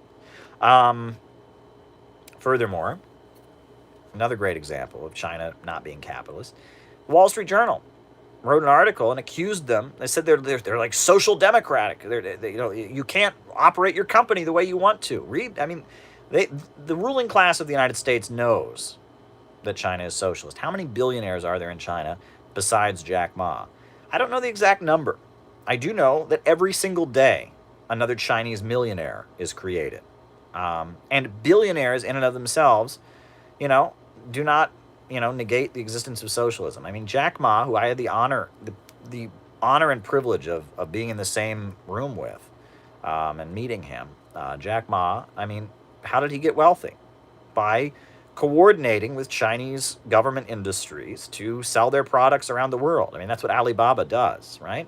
It was he had the brilliance to work with China's state-run economy to maneuver, to build a corporation, and he himself is a member of the Communist Party. And when I saw him speak, I heard his words. It was not yet public when I saw him. It didn't come out for 2 more years that he was a member of the Communist Party. I heard historical materialism. I heard Karl Marx when he spoke. He described tech optimism. He described how you can't hold back history. He said that the enemy should be poverty. And he talked about, you listen to him, there were Marxist concepts. His speech that he gave at Valdi Discussion Club in 2017. Look at it right now. You can watch a video I made highlighting it. I took the speech, I cut it up, I called it Learning Marxism from Jack Ma. It's a Marxist speech. Jack Ma understands Marxism. He understands it brilliantly. And he has a Marxist understanding. And the way that they're developing socialism in China right now involves companies like Huawei, like Alibaba, these state-controlled mega corporations They're companies, they're private, people make profits, they have investors, but they don't function according to market logic. They do what the state central plan tells them to do, and they coordinate. And profits are not in command. And that's why you don't have a boom-bust cycle in China. That's why, as technology increases in China, wages don't decrease. That's why they're making special, read about what they're doing. They're giving special attention right now in China to the essential workers, the delivery workers, right? They're like the heroes in the country, and their wages are being stimulated by the government. The government in China, if you're a food delivery worker, not only are you getting your regular pay, but the government is inflating your wages. Because of the pandemic, they were inflating the wages, right? Imagine if the government here did that. Everyone who was a food service worker, okay, well, you're going to get your regular paycheck, plus because you're working, because food is essential, we're going to double your paycheck. Imagine that, right? Again, people want to find one factory where something bad went on. And there's all kinds of problems, but China is not capitalist. Capitalism is profits in command. In China, profits are not in command. The Communist Party is in command. Is the Communist Party sometimes corrupt? Sure. But yeah, and billionaires. Do billionaires prove that socialism doesn't exist? Not at all. The goal of socialism is to make everyone far richer than a billionaire. The goal of socialism is to have so much vast material abundance in society. So much material abundance in society, the need for any government fades away. That's the goal of socialism. The goal of socialism is a society where there is so much vast material abundance, so much stuff, so much prosperity, technology has advanced so much that we can take what we need and do what we want to do, from each according to his own ability to each according to his need. That's what Marxism is. Marxism's goal is for everyone to be far wealthier than any billionaire. So just pointing to China and saying there's billionaires there, it's not socialist. How poor do you need to be a socialist? Marxism is about expanding the material abundance, right? Communism, the ultimate goal of a society with no government, a society with no coercion of any kind, with no class struggle, is based on there being so much abundance that coercion completely fades away. That is the ultimate goal. And so if you say you want to abolish billionaires, you're saying we'll never get to communism. That's what you're saying. There is a material basis of communism. You can't, and working people, I'm sorry, right? Working people want more than they already have. They do, right? If you say to working people, under socialism, we want you to be poorer, but we want it to be fair. Bullshit. You know what I mean? Socialism, the goal of socialism is to make vast material abundance, so much stuff, so much material abundance that the need for coercion fades away, that there is total freedom, right? That's if you read a great, very important work by Friedrich Engels. He says the goal is for man to be the master of himself, at last free, right? Man is the master over nature, at last himself free.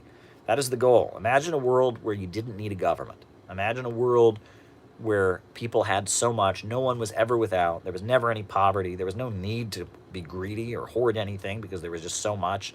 A 1-hour work week, people work because they feel like it, right? The kind of life that billionaires have now is enjoyed by all of humanity, right? And prosperity just increases. That's communism.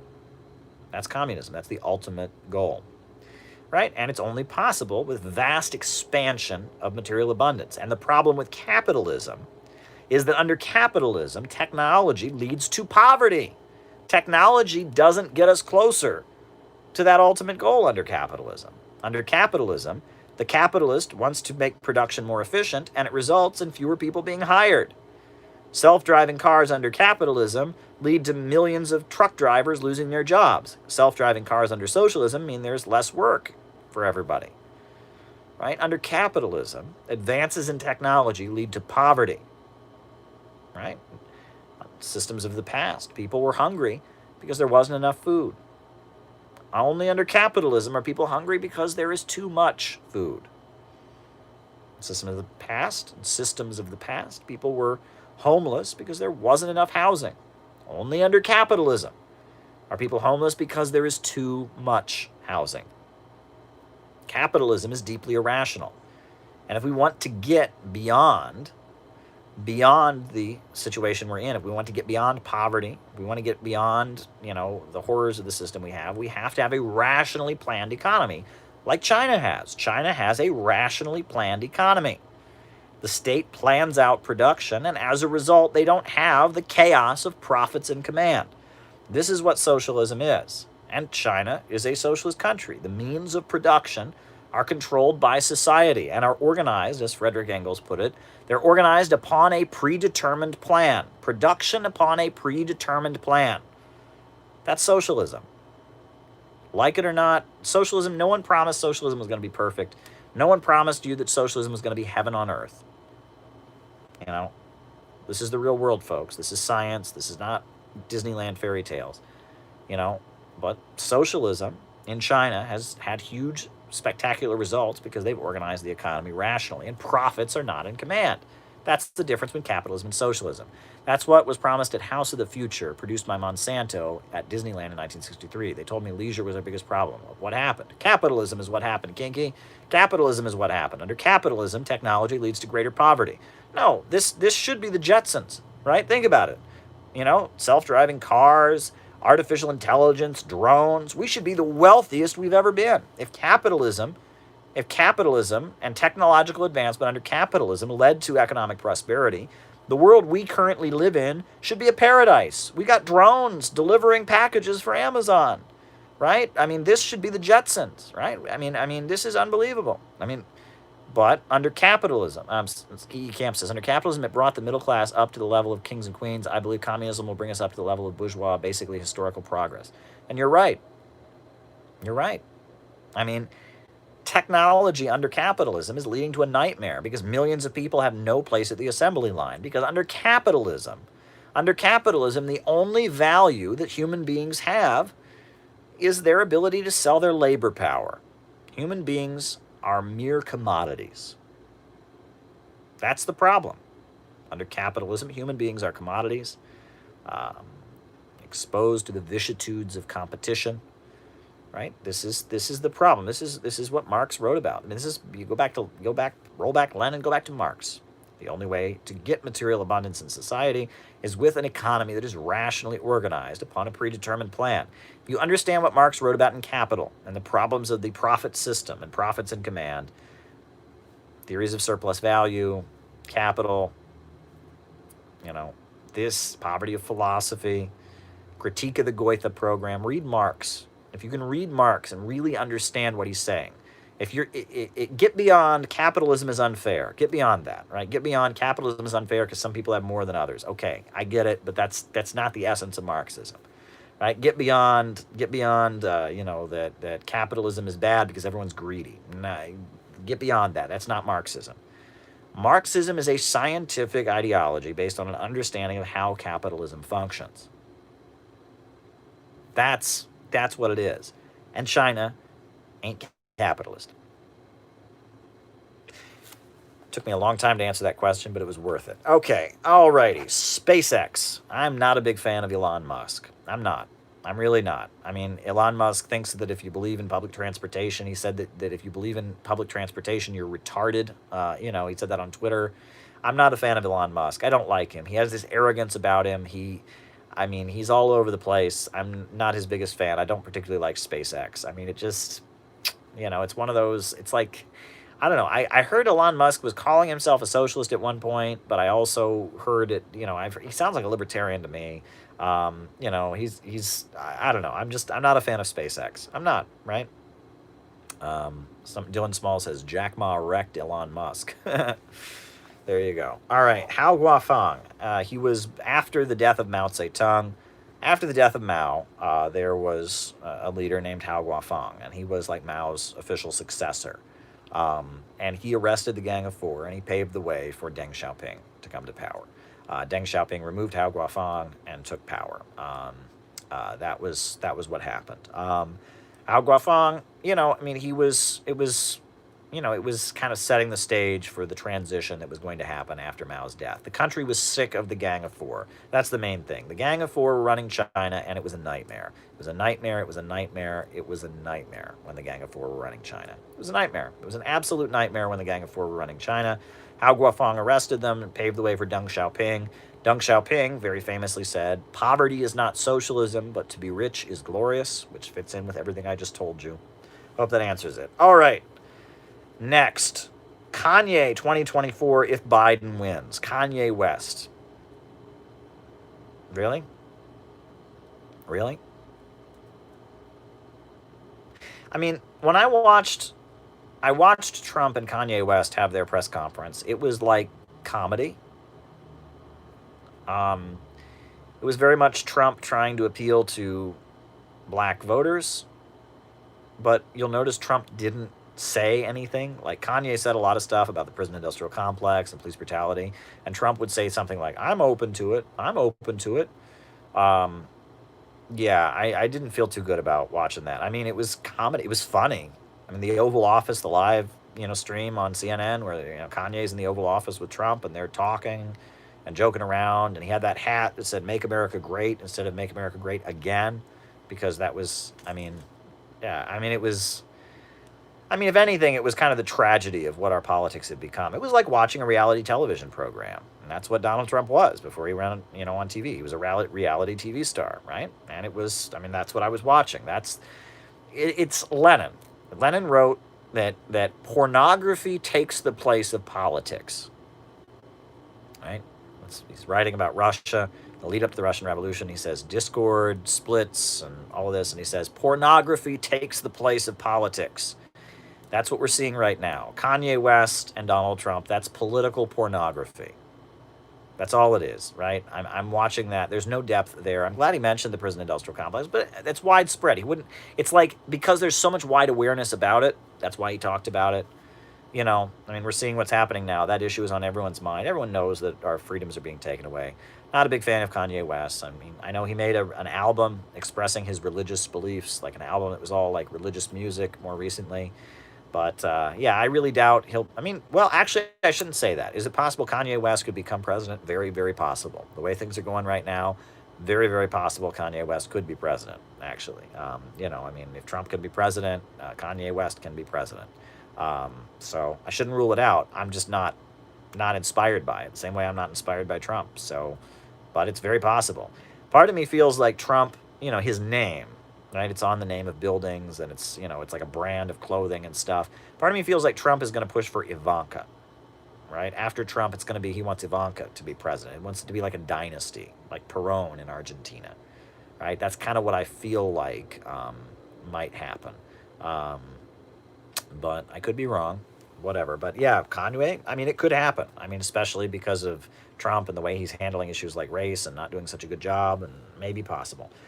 All right, David Fox asked me about worker co-ops. I think worker co-ops are great, and I think having a network of cooperative enterprises where socialists work and labor together and share the fruits of their labor could lay the basis. They could become an economic apparatus that could support a popular socialist leader. I think building a network of worker co-ops where people who believe in socialism can work and do socialist work and work, making things, producing things, and also, be educated about socialism. That would be a great thing to do. I hope to, who knows, maybe someday I can do that. I would love to someday open a worker cooperative where people who believe in socialism can work, can be employed, can get socialist education, and we can function as a pillar of U.S. society that is socialist and anti-imperialist. I think that would be great. And I think that setting up worker co-ops, and working with people who share our beliefs, working together, having businesses that function on a cooperative basis and are like an axis within the economy that promotes socialism is a very good thing. And these kind of institutions are necessary, just like the unemployment councils, right? Just like the Soviets and the workers' councils, right? I mean, these kinds of things, right, are necessary. So building worker co-op enterprises where socialists can work with other socialists and they can function as kind of an axis within the economy. I mean, right now I'm trying to build the Center for Political Innovation, a think tank to promote socialist ideas and anti-imperialism and scientific Marxism. But my goal is that eventually I'd like the CPI to expand into a worker cooperative, right? And we could start, businesses. We could have, self-sustaining businesses where socialists work and share the profits, profit sharing. Um, and people around the country who believe in our ideals and become socialists, can go work at these enterprises. I think that would be great. That's not, socialism requires the seizure of political power, right? But I think setting up a network of cooperatives where socialists and anti-imperialists work and they function as an axis within U.S. society, promoting socialism and anti-imperialism, aligning themselves with progressive politicians, I think that would be a great thing to see sprout. I would like that. I think you're onto something, David. Great minds think alike. I've been thinking that for a long time. Alrighty. Helen asked me about socialists running in municipal elections. I think that's a great thing. I think there should be more socialist candidates running for office, in my opinion, because it has an air of respectability to it. Right? If someone knocks on your door and says, "Hey, I'm a communist, I want to overthrow the government," you're going to go, "Oh, okay, have a good day." Someone knocks on your door and says, "Hey, I live down the street, I'm running for city council, I'm a socialist, here's my platform," people will take it much seriously, right? And having socialists elected into office is great. I did a great interview with a member of city council in Wisconsin, or is it Minnesota? A young guy who is a member of the Communist Party, who's elected to city council. Great. I've met Ocasio-Cortez. Great woman. I don't agree with everything she does. I don't, but I like her. She's been very friendly, and I think her heart's in the right place. I don't agree with her on a lot of international issues, and, there are things she says that I don't like, but it's better that she's there than not there, I don't live in her district, but I met her a couple times, and she seems friendly. I met her once before she was famous, right? And Bernie Sanders, having him in Congress, and especially to have more revolutionary folks. There's a guy named Charles Barron who's in the city council here in New York. He's amazing. He's got a picture of Lenin in his office. He's a former Black Panther leader, very anti-imperialist, pro-Palestine, big supporter of Zimbabwe, big supporter of Cuba and Venezuela. He's a great guy, right? Charles Barron is an amazing guy, and he's elected to office, right? Cynthia McKinney was in Congress for a long time. I've been a real honor to meet Cynthia McKinney. Again, don't agree with everything she says, but she's a great person, right? Getting elected office, getting revolutionary people with a revolutionary mindset elected to office so they can bring revolutionary politics into the halls of power is a good thing. It's a very, very good thing. I'm for it. I am absolutely for it. And people that say, "Oh, don't vote, protest," and all of that, you're being simplistic, being very, very oversimplistic. That it's very important, I think, for people to participate in the electoral process and bring socialist politics there. Protests are important, absolutely. The most important thing is what David was asking about. We need to build infrastructure, political infrastructure. We need think tanks. We need worker cooperatives. We need community assemblies. We need marching bands. We need choirs. We need food banks, socialist food banks. We need to build an apparatus within capitalist society that supports a transition to socialism. We need a revolutionary people. That's what we need. We need a revolutionary people. We need political infrastructure. That's what's needed. That's what people don't get. Protests alone are not going to do it. Voting alone is not going to do it. The main thing that's needed more than anything is we need infrastructure. And that's why I'm trying to build the Center for Political Innovation, CPI, right? So we can have the beginning of a think tank that's extolling these ideas. But eventually we need to have food banks. Eventually we need to have choirs and marching bands, after-school programs for kids, worker cooperatives where people can work and share the profits, right? This is what we need. We need political infrastructure. That's what we need more than anything, is political infrastructure. And that's why the establishment just pushes the idea that we want chaos.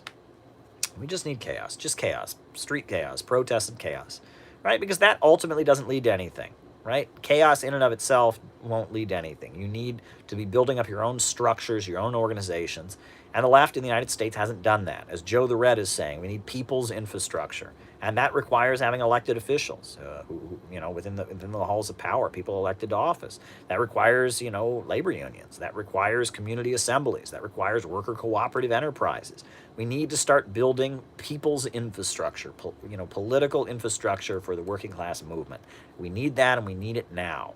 We need it absolutely. We need to build political infrastructure. We need to build political infrastructure. Let me emphasize once again, we need to build political infrastructure. Okay, thank you, Helen. That was a very good question. All right. Someone says, why does the right wing blame multiculturalism for the crisis? I don't think the right wing in and of itself says that, right? Like Dinesh D'Souza doesn't say that. Trump doesn't say that. I think you're talking about like the far right, like, you know, like white nationalist kind of people say that. And of course they say that because that's their worldview, right? They would blame it before the crisis. They were saying that, you know, there's nothing particularly new about that. They blame multiculturalism for everything. That's how the right wing is. So, I mean, the far right wing, the racial right wing, the white supremacist crowd, that's what they're going to say that, right? You know, how do you get rid of multiculturalism? Answer that. I mean, I'm sorry. We live in a multicultural world. We live in a multinational world. I mean, you know, they want to roll back history, right? They want the world, different communities to be separate from each other. And I'm sorry, that's just not possible in our time. I hope that answers that question. Now, if you got more super chats, I will answer them. But I wanted to actually read you something. I'm going to read you, this is from my less recent book. This is from Getting Rich Without Capitalism. Getting Rich Without Capitalism is a book I published. I put forward a socialist vision. It's called Getting Rich Without Capitalism, America's Way Out. And I am going to read to you from it. I'm going to read to you the section on populism. Because I wrote an essay right after Trump was elected about populism. And it was very popular. It was republished by Popular Resistance. It was printed first on Mint Press, but it was republished everywhere. And I published it in this book, and I'm going to read it to you, this essay on what populism is and why it's not essentially right-wing. And I'm going to read to you this essay on populism. And it's in my book, Getting Rich Without Capitalism. So I'm going to read it to you after I take a drink of orange juice.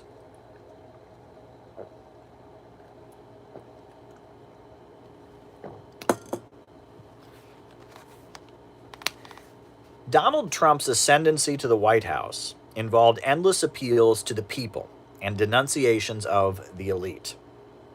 During an October rally, for example, Trump said, "It's a global power structure that's responsible for the economic decisions that have robbed our working class, stripped our country of its wealth, and put that money into the pockets of a handful of large corporations and political entities." In his inauguration speech was laced with similar rhetoric. The establishment protected itself, but not the citizens of our country.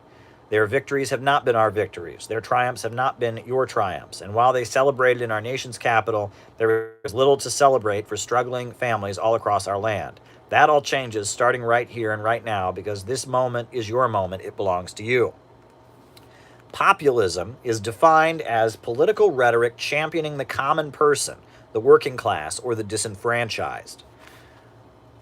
While in the present period, populism is associated with right-wing nationalism, the nature of populism has shifted and evolved throughout U.S. history. Right-wing populism in the 21st century is just the latest incarnation of a quite diverse trend. "You are a worker," a widely read pamphlet begins. "One nice morning, you are told your services are no longer needed. In plain words, you are fired. You are thrown out. The employer has no more work for you. He cuts operations or he shuts the plant altogether. While you remain without a livelihood, he goes into his country estate and abroad and has a good time. And yet, come to think of it, you are not a stranger to this factory or mill or shop. You and the ilk of you have built it. You and the like of you have created all the machinery, all the raw materials, all the fuel that is necessary to run the industry. It is your blood, your sweat, your muscle, and your brain that is sunk into every piece of good produced. You have as much at stake in the establishment your whole life. It is yours more than the owner's. It is part of your very self. Has it ever occurred to you that such a state of affairs is wrong?" This is not from a Donald Trump speech.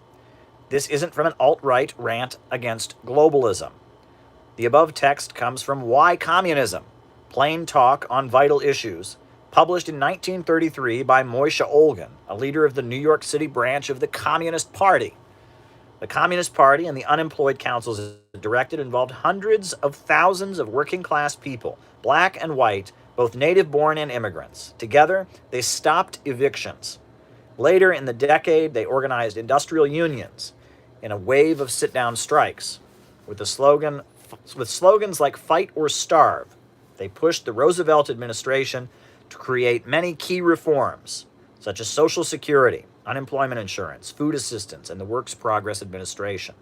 Olgan and the Communist Party's method of agitation were not new in 1933.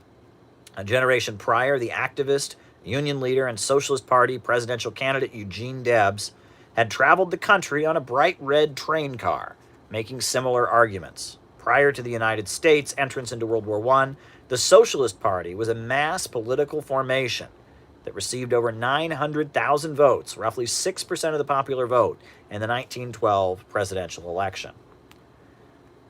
However, the political discourse is quite different today.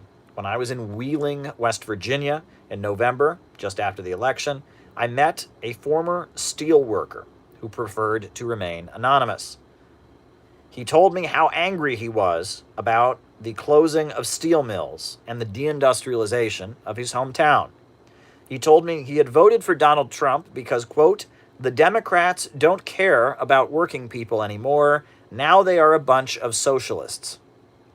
The local United Steelworkers chapter apparently agreed.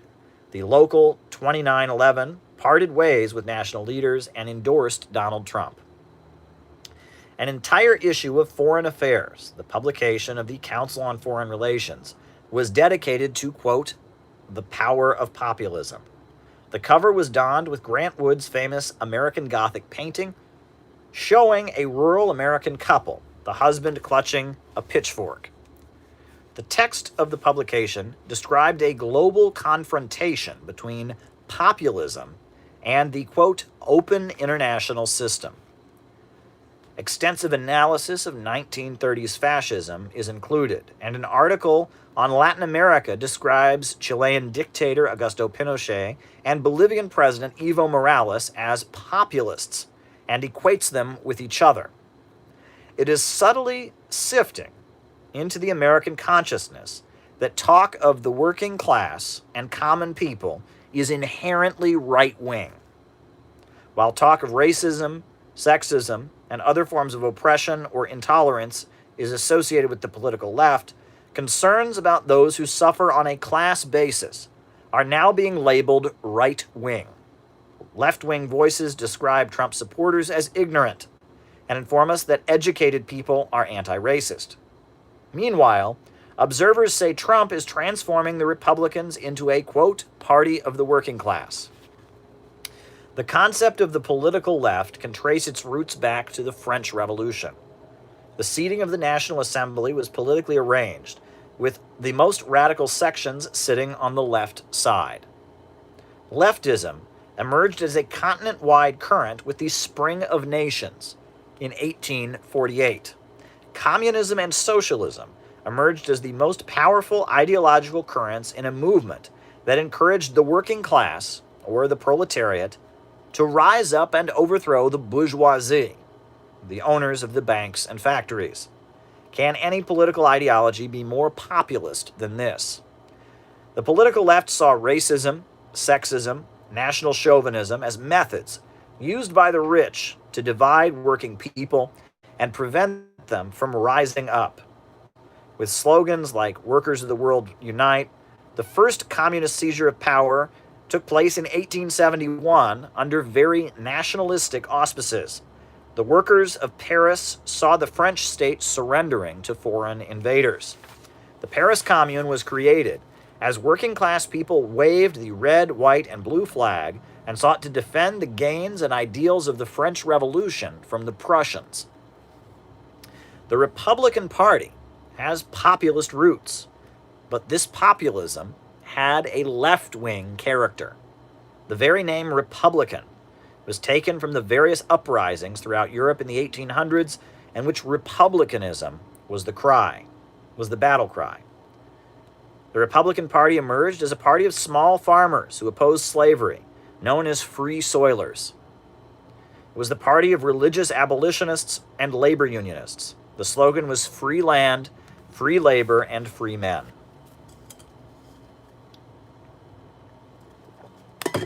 In the 1860s, New York City's Republican-aligned newspaper was the New York Tribune, whose London correspondent was none other than the influential socialist thinker Karl Marx.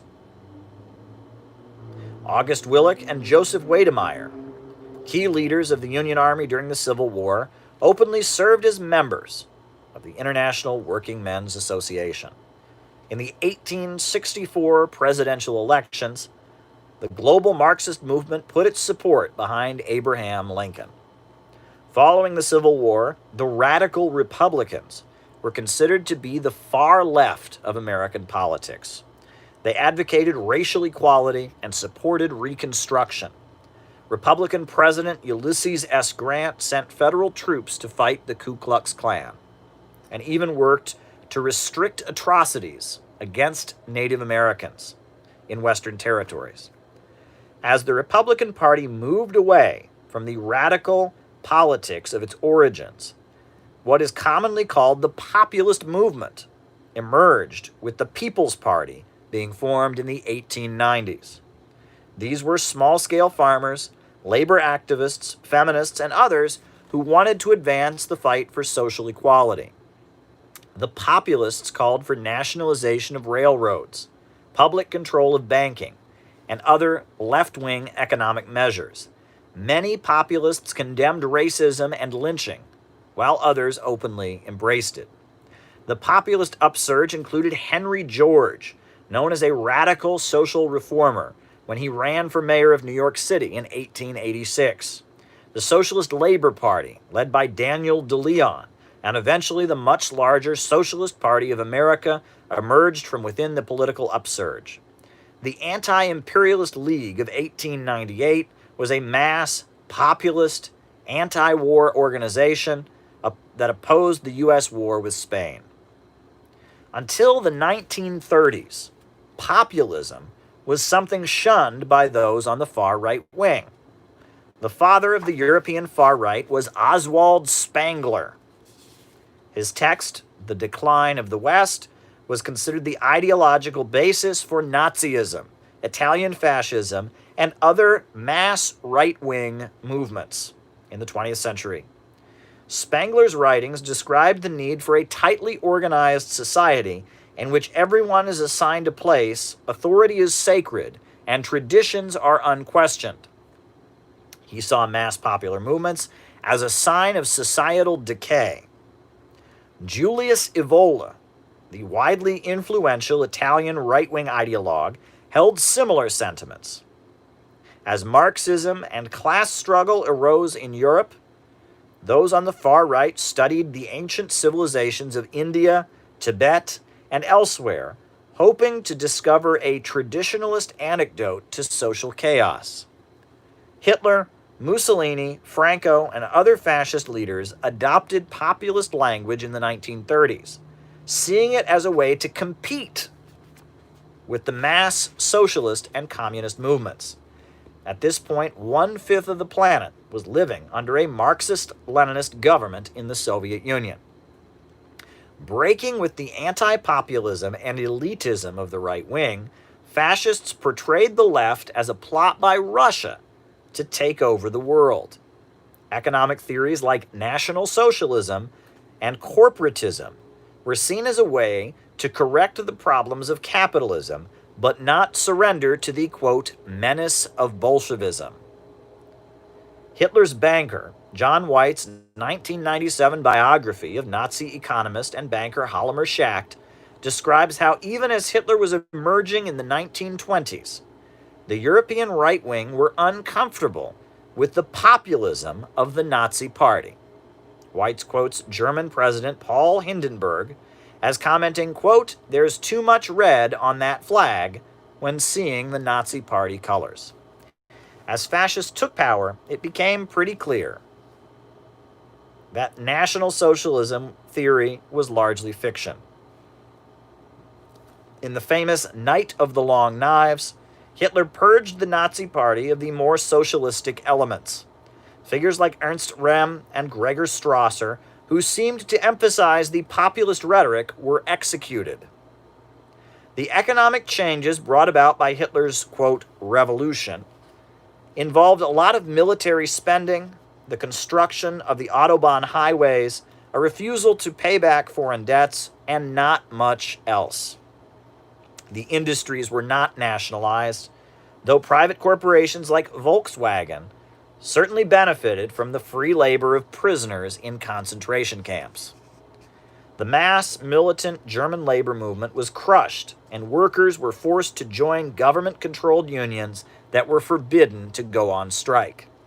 The bulk of Germany's wealthy capitalist class, families such as the Krupps, Tysons, and Schachts, never had their property confiscated. Private bankers continued to enrich themselves. There was really nothing socialist about National Socialism, aside from some of the pre-1933 rhetoric. In the United States, the largest mass fascist organization, the Ku Klux Klan, never really raised economic populist demands. Its base was rural whites, and it preached rabid racism, anti-communism, anti-unionism, and it upheld the sacredness of private property amid xenophobia. Among urban anti-communist Catholics in the 1930s, the Silver Legion of America, the Black Legion, the German American Bund, and a variety of bizarre attempts to create a fascist party were carried out. None of these groups were able to gain much traction. Occult novelist William Dudley Pillay, he formed an American fascist organization, the Silver Legion of America, that focused on anti-Semitism and glorified Mussolini's Italy. Father Charles Coughlin, his radio broadcasts contained rants about the immorality of capitalism, but always insisted that the answer was a revival of Christianity, not economic reforms. Dreamer of the day, Kevin Coogan's 1999 biography of the fascist ideologue Francis Parker Yockey, emphasized how uncomfortable many on the far right were with any form of populism. From Oswald Spengler to Julius Evola, the right wing loved authority, order, tradition, obedience, and stability. Class struggle, even waged in the name of Christianity and nationalism, created extreme discomfort among those on the far right. The major populist voices during the 1930s were not right-wing fascists or nationalists, but socialists and communists. William Z. Foster campaigned for president in 1932 on a platform of building a Soviet America in which everyone was guaranteed a job, housing, and education. The Communist Party grew to be a major player in American politics during this period. Foster's campaign won over 103,000 votes in the 1932 election, despite being banned from the ballot in many southern states for advocating racial equality. Foster was arrested scores of times throughout his campaign and even described being tortured for hours by the Los Angeles Police Department in his memoir, Pages from a Worker's Life. After the campaign, he fled to the Soviet Union to recover from the extreme physical stress of being arrested nearly 100 times within a span of just a few months. During this tumultuous period, many well-known figures like Charlie Chaplin, Lillian Hellman, John Steinbeck, Richard Wright, Paul Robeson, and others joined or worked closely with the massive left-wing populist organization known as the Communist Party USA. Starting in 1935, communists began to emphasize American patriotism, downplaying the idea that they were agents of Moscow and saying that communism is 20th century Americanism, arguing that Presidents Lincoln, Jefferson, and Washington might be members of the Communist Party if they were still alive. I'm going to take a drink of water.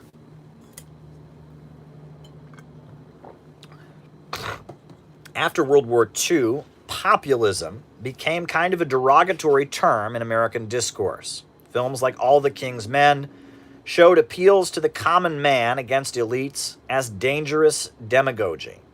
The book Anthem by Ayn Rand and 1984 by George Orwell glorified the individual and portrayed communism and fascism as being cut from the same cloth, totalitarian mass movements that suppressed individual liberty and freedom.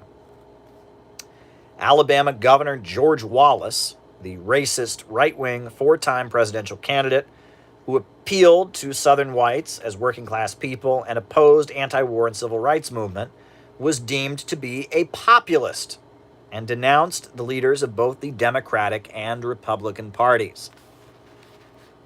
In the 1970s, the Republican Party adopted some of Wallace's rhetorical style, including his call to the appeal to the common people against cultural elites who preached anti-racism and social justice. Much has been written about the Southern strategy employed by Republicans, firing up white working-class people into, quote, backlash against civil rights, and how it contained populistic overtones. While the right wing toyed with populism during the Cold War, the political left moved away from the messaging style that had defined the Communist Party in the 1930s and the Roosevelt administration. Herbert Marcuse, the well-known Marxist academic of the Frankfurt School, argued that intellectuals, not the working class, were the makers of history. In May of 1970, New York City witnessed the Hard Hat riots, in which construction workers attacked anti-war protesters, decrying the left as being middle class and unpatriotic. In this atmosphere, the Weatherman faction of Students for a Democratic Society and other New Left Marxists argued that white Americans were inherently right-wing and complicit in the crimes of American imperialism. They sought to organize white middle-class counterculture youth to align with the Black Panthers. One of the anthems in the Weather People songbook, I'm Dreaming of a White Riot, ends with the couplet, quote, "May you learn to struggle and fight, or else the world will off you because you're white." While the Weatherman approach was less academic, works like Jay Sakai's book Settlers, The Mythology of the White Proletariat, and Zach Cope's more recent book, Divided World, Divided Class, put forward the position that white Americans are not workers at all, but exploiters of the third world with no revolutionary potential. During the Cold War, the U.S. left seemed more to appeal to a kind of alienation among nonconformists than to actual economic suffering. While certain Marxist-Leninist groups will raise slogans like "Make the Rich Pay" or "A Job is a Right," to many leftists today, anti-capitalism is a synonym for anti-consumerism. Radicals and revolutionaries are those who have figuratively taken the red pill in the 2000 film The Matrix. The solution to the problems of capitalism is socially conscious shopping and ecology, not organizing the working class against the rich and fighting to seize control of the means of production. Senator Bernie Sanders' presidential campaign was a rare moment in recent U.S. history. Sanders, who openly calls himself a socialist, was a serious contender for the presidency. He spoke about the billionaire class and called for a political revolution by common people, not against gay marriage or flag burning, but against government policies that favored the ultra-rich. Oddly, articles in U.S. media compared Sanders to Eugene Debs. While both left-wing populists had a left-wing populist appeal, Debs called for an entirely new economic system in which the economy was centrally planned. Sanders merely called for free college and universal health care paid with corporate and capital gains taxes. With Sanders out of the race, the longtime establishment figure Hillary Clinton as the Democratic nominee, many white working-class Sanders supporters voted for Donald Trump. To many disaffected white workers, populism was all that mattered, whether it was leftist or right-wing in its appeal. They were against the rich and the elites. They supported whomever appeared to be most opposed, writing it down, Michael Hudson,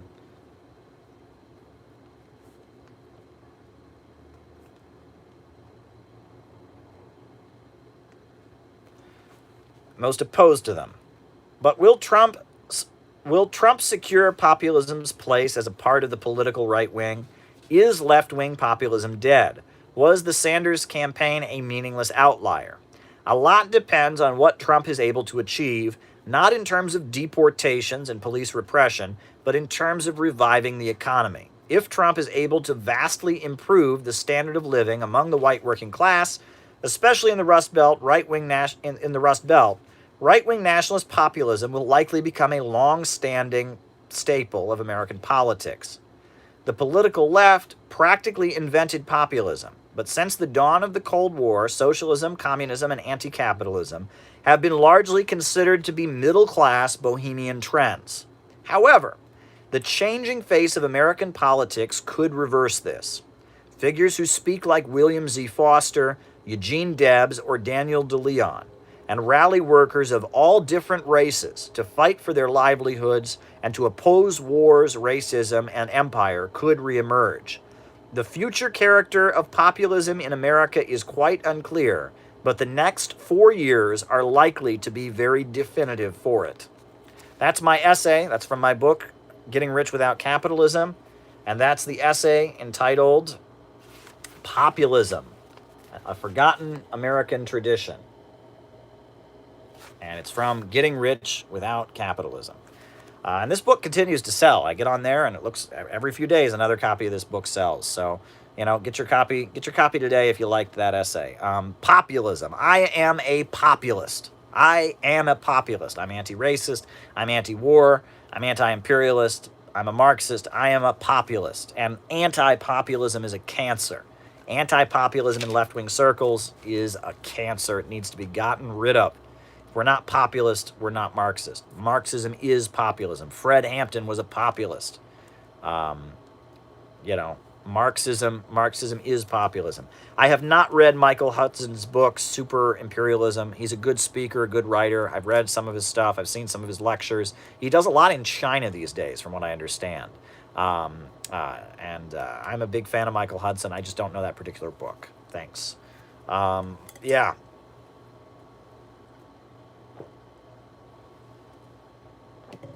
Oh, David Fox is saying he just read my book, Rise and Fall of the U.S. Communist Party.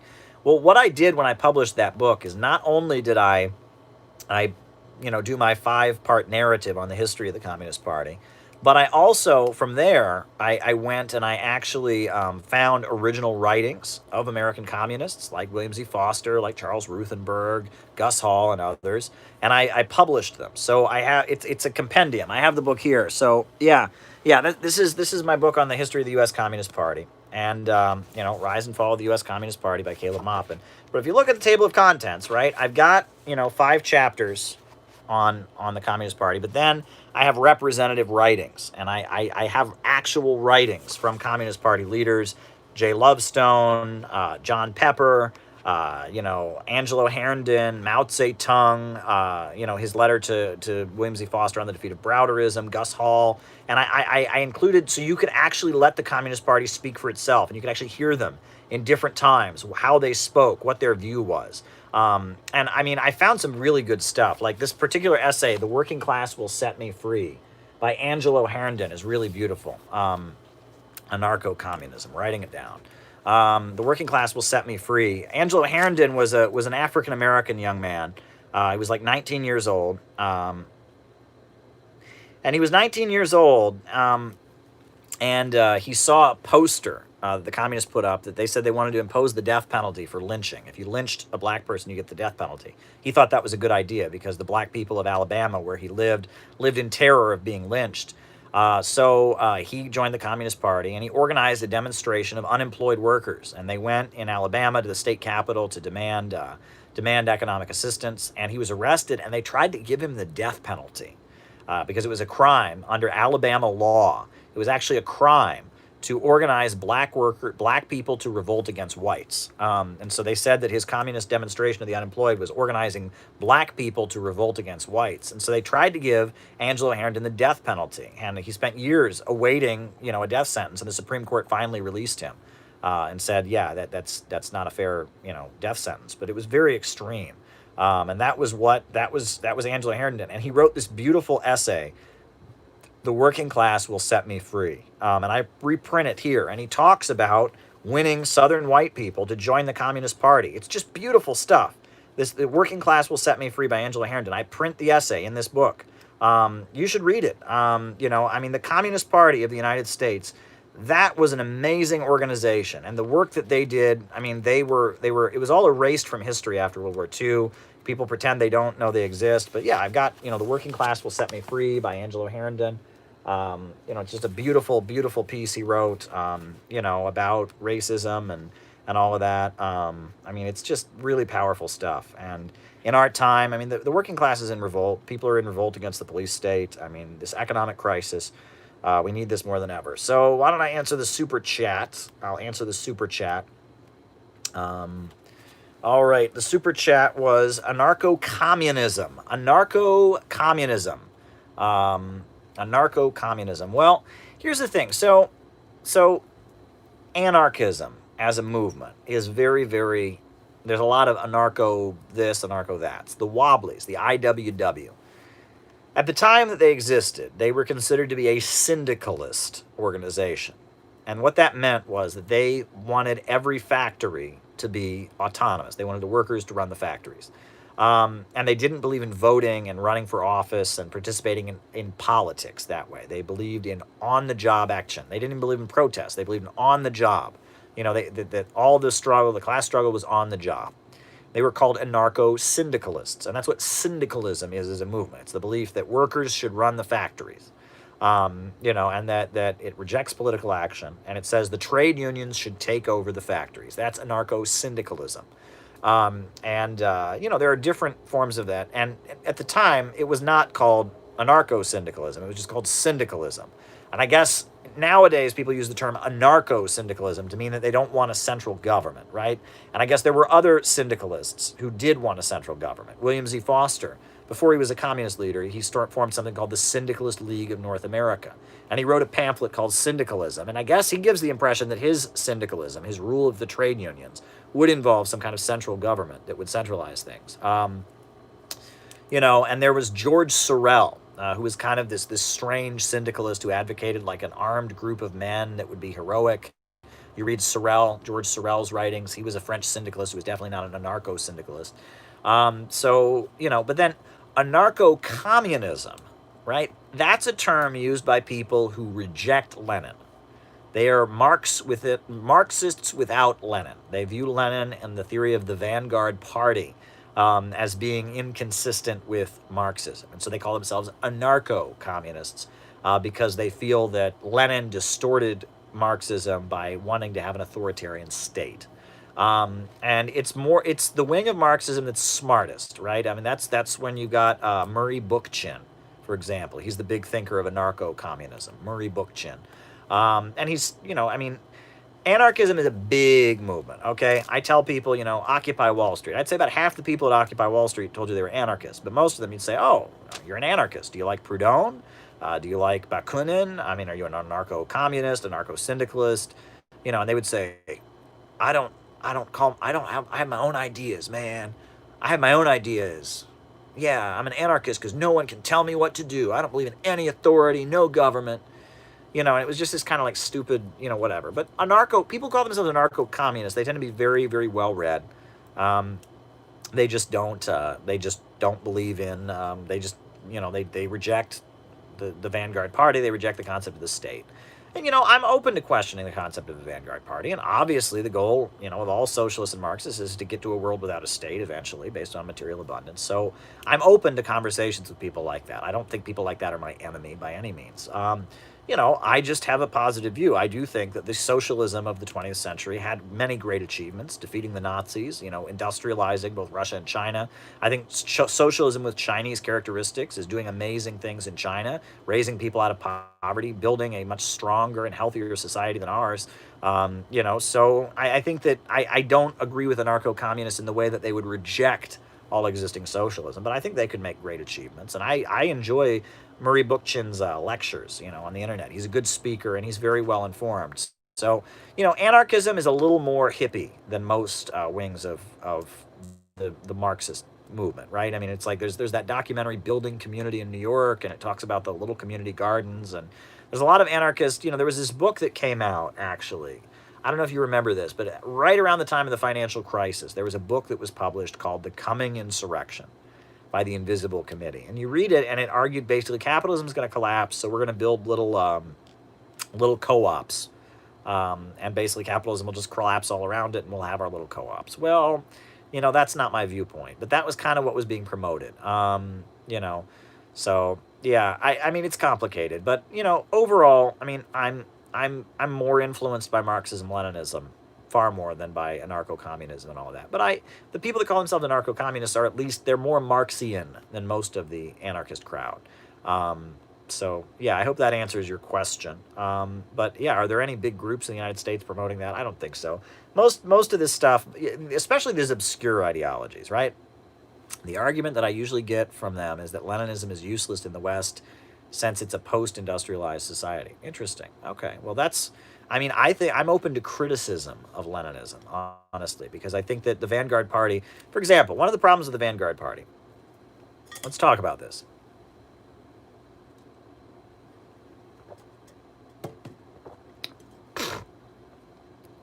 The Vanguard Party, right, at the time of the Russian Revolution, right, Lenin realized that the Marxist party in Russia, the Russian Social Democratic Labor Party, wasn't going to take power. It was a loose association. Anyone could join it. You agree with these principles, you pay your dues, you're a member. It wasn't going to make a revolution. It was this loose association of people who believed in Marxism. So Lenin wanted to form an organization that would actually seize power. So he called a meeting, and he founded a central committee, and he created, the Bolsheviks, right, which was the majority group. He created the majority group.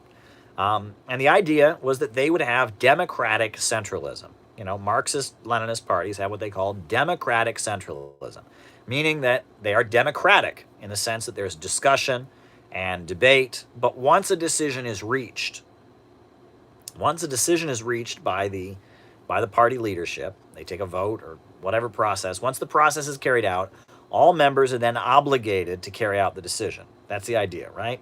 Unity in action, right? Debate and discussion, but unity in action. And democratic centralism, democratic centralism also means that there was a unified face to the masses, that internal party fights were kept inside the party and not taken outside the party, right? The Bolsheviks might be fighting internally about but to the masses, they had a unified face. And democratic centralism, when Lenin applied it, was a necessity. It was an absolute necessity.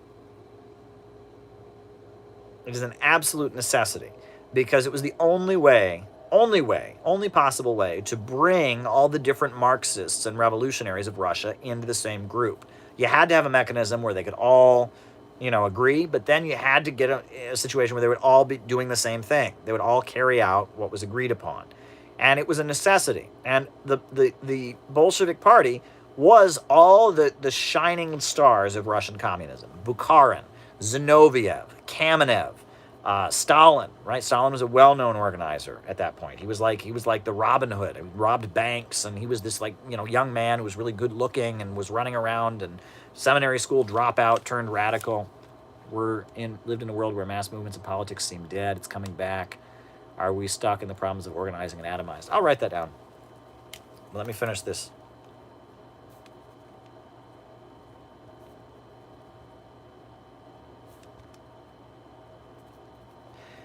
All right. And the idea of the Vanguard Party was it was a way to get all the greatest revolutionaries into one room and get them to concentrate their efforts. And that way they would all do the same thing, but they would be debate and discussion beforehand.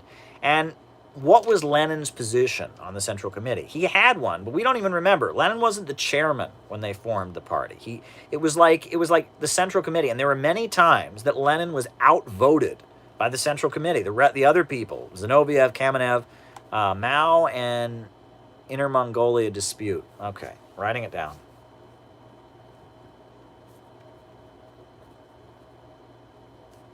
All right, writing it down. There were many times where the Central Committee of the Bolshevik Party overruled Lenin and said Lenin wanted one thing and the Central Committee did it. There was actually a moment where Lenin threatened to quit actually, very famously. He sent them a letter and he said, I will resign if you don't change your attitude. So the idea that the Bolsheviks were a cult, it was like, it was all hail, great Lenin, he is our leader. That's not how they operated at all. It's not how they operated at all. It is not how they operated at all. They did not operate that way. And what happened was, the greatest example, the proof the Bolsheviks were not a cult, is what happened right before the October Revolution. This shocks me, but this is how loose the Bolsheviks were. The Bolsheviks vote that they're going to seize power in October. They're going to declare the Soviets the new government. Zinoviev and Bukharin and Zinoviev, they're two big leaders of the Russian Revolution, they didn't agree with it. They thought that was too extreme. They thought, no, it's not going to work. They didn't agree with it. So, what did they do? They ran to the media and announced the Bolsheviks were planning to seize power in a revolution, and they don't agree with it. I kid you not. 2 members of the Central Committee of the Bolshevik Party ran to the newspapers after the Bolsheviks took a secret vote that they were going to try to overthrow the government and seize power. Zinoviev and Kamenev ran to the newspapers and said, the Bolshevik, they voted, but we don't agree with it. And they announced that the Bolsheviks were planning to seize power and that they didn't agree with it to the media. Lenin, of course, was furious. He wanted them kicked out of the party, and he argued, that they would be executed for that, right? Because in a military situation, if you're in a war, if you're in an army, and you run to the other side and say, hey, just so you know, we're going to attack tomorrow, you can't do that. But Zinoviev and Bukharin, I don't know why I keep saying Kamenev, Zinoviev and Bukharin announced, they went as far as announcing in the mainstream press that the Bolsheviks were going to seize power. Mutualism, okay.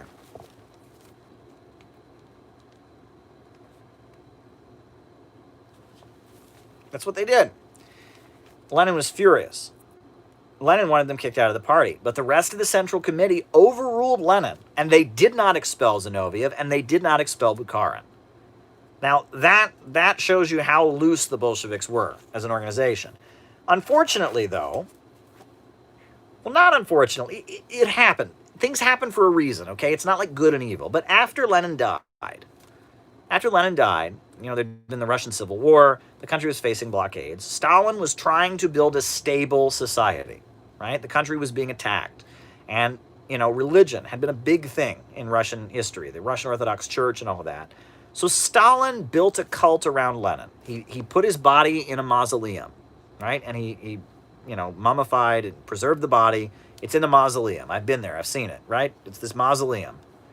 Put his body on display. Put pictures of Lenin's face everywhere, right? Declared that the government believed in Marxism, Leninism. And Stalin, because it was necessary, basically because the new Soviet government needed to function, right? They'd had czars for thousands of years. They created Lenin as this god, right? Lenin is this god, right? And they were the Marxist-Leninist party, whatever. And it was necessary in order to hold the Soviet Union together to do that. And you got the impression that the Bolshevik Party had just been Lenin's brainchild. Lenin had just, been absolutely in control and always gotten his way. That's not the truth. And because of that, the problem is in the United States, people then have formed communist groups. And they always kind of degenerate into little cults. Every leader of a communist group thinks he's Lenin. And thinks he's infallible. And democratic centralism means no one's allowed to disagree with him. It's always a white man, too. One of the weirdest things, okay? I'm just going to say this, all right? I'm not going to name any names here, but I think you all know who I'm talking about. But every communist group in the United States led by a baby boomer, all right? It's always led by a baby boomer. And it's always led by a white male baby boomer, right? Every group, right? Some of them, the personality cult is very extreme. Some of them, it's a little more subtle. But it's always a white male baby boomer who's the leader of the group. White male boomer. And what is so sick is that the members of the group will always insist that this white male baby boomer really understands black people. And it's gross. It is gross. It is gross. He truly understands the black people. It's sick. It's sick. And it's gross, and it's disgusting. And I swear, I've heard there's Trotskyist groups that are like this. There's a certain Trotskyist group that will not be named. I went to a couple of their meetings, and they were telling me about their leader, their great leader, and how he truly understands the black people. No white person understands black people the way our leader does. And I went to another group, and they told me about how great their leader was. And no white man, like, he truly understands. It's sick. It's really, really sick, right? But it's like every communist group, it's like there can only be one smart guy in the communist group. And if somebody else comes along and they're smart, democratic centralism means they have to get kicked out. And then he goes and he's the smart guy and he forms his own group. And that's why we have 1 million groups in the United States, because we're all trying to follow democratic centralism. And it's not based on what democratic centralism actually meant. It's based on what people think democratic centralism means, because they look at Russia and they see Lenin in the tomb and they see the mausoleum and they see the big pictures of Lenin, and they think democratic centralism means that we have one leader that we all bow before, and that we're very authoritarian, and if anyone has their own ideas, they need to get kicked out because this is democratic centralism, united face to the masses. I mean, it's stupid, right? Democratic centralism has become distorted, and it's become a reason that the left can't be unified. You can't disagree. And trust me, I was in one of these groups for 8 years, and I will tell you, the democratic centralism that I saw in that group was insane. It was neither democratic nor centralist. But anytime anyone disagreed with the leader, democratic centralism became the rallying. It was so stupid. And we weren't democratic in the sense there was no real, accountability from the leadership. There was these leaders who'd been appointed, and they ran the group, number one. And then there was no centralism. And immediately after the meeting was over, everyone just did exactly whatever they wanted to do. And the party was running in about 16 different directions, no centralism. Everyone had their own agenda. Everyone had their little activist hobby or whatever. Number one. And then number two, there was no democracy. I mean, all kinds of proposals would get supported and voted on by the members and not get carried out because the leaders at the top didn't agree with them. It was neither democratic nor centralist. It was just anarchy. I mean, it was just a mess. And that's how most of these groups are. Some of them are more authoritarian. Some of them turn the democracy part into this endless parliamentary procedure where it's like they're voting on resolutions all day and they're passing resolutions condemning other, clubs and stuff like that. It gets silly. How does one combat both those who accept imperialist propaganda on the USSR and those who dogmatically, uncritically support the USSR? Okay, very good. All right. Right, USSR. That's actually a very good question. I will answer that.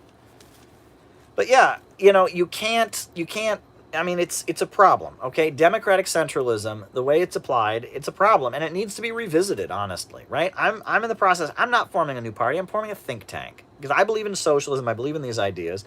But I look at the democratic centralist groups that exist in the United States. I don't have confidence in any of them, honestly. I'll just be blatantly honest.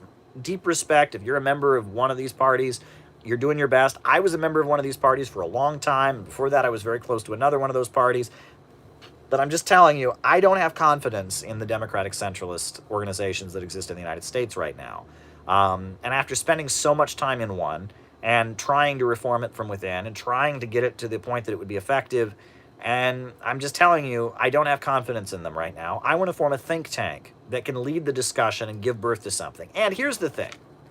When Lenin formed, and this is an important point, when Lenin formed the Central Committee in exile, he went to every great revolutionary. Zinoviev, Kamenev, Bukharin, Stalin. He even went to Trotsky. Right? And we all know how much Lenin didn't like Trotsky. But he went to Trotsky, tried to get Trotsky to join. Trotsky rejected him. Right? Trotsky didn't join the Bolsheviks until July of 1917, but he tried. Right? Trotsky did something called the August Bloc. But he tried. Lenin tried his hardest to get Trotsky to join it. He tried to get all of them to join it because Lenin was serious. And when somebody serious comes along, they'll want me and they'll want you. I'm just telling you. When something serious starts, when something that's actually serious, like when Chavez formed the United Socialist Party in Venezuela, he wanted all the communists to join. Right? They didn't all join, but that's what happened, right? When the Ba'ath movement started moving toward taking power in Syria and Iraq, they went to all the great communist leaders and tried to get them to join. right? And the cults that exist now, they don't want people to join. I mean, for the most part, I'm just telling you, it's, you know, if they don't want, you know, especially well-known personalities, people like that, they don't want them to join because they're a competitor.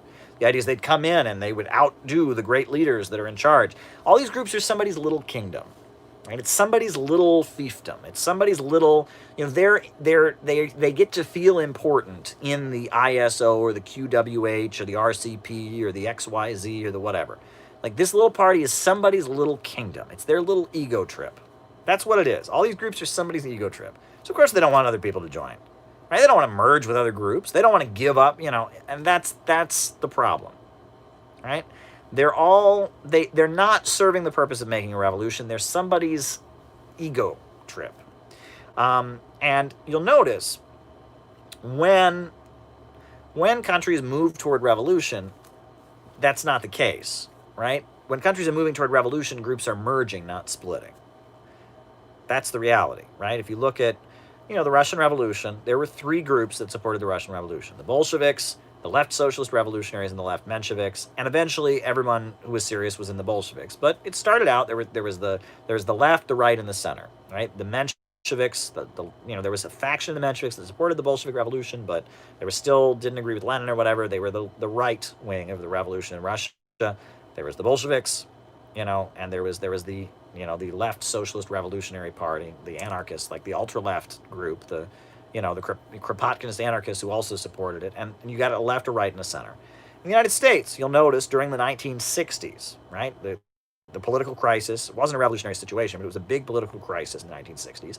There was a left, a right, and a center, right? You had, in the United States, you had the Communist Party USA, and they worked with church groups, and they worked with the Democratic Party, and they formed huge anti-war rallies like the Moratorium. And they were considered to be the more right wing of the movement. They were focused on beating the Republicans, and they had big rallies with church leaders and ministers and stuff. So, and then you had the SWP, the Trotskyists, and they were the centrists, right? And they had peaceful, legal, single-issue rallies against the Vietnam War. Huge anti-war rallies in Washington, D.C., but they were peaceful, legal, single-issue. And then you had the left, which were the Black Panthers and the Weather Underground and those kind of people that did the street fighting and carried guns and waved Viet Cong flags. You had a left, a right, and a center, right? You know, and as when situations move toward revolution, you generally see the development. You see groups merging with each other, not splitting, and you see within the revolutionary movement, you see a left, a right, and a center. That's what you see. And eventually the left and the right and the center, the best elements of it, combine and take power. And that's what happens in revolutionary movements. The splitting is because these are not revolutionary groups. And there's a lot going on the streets right now.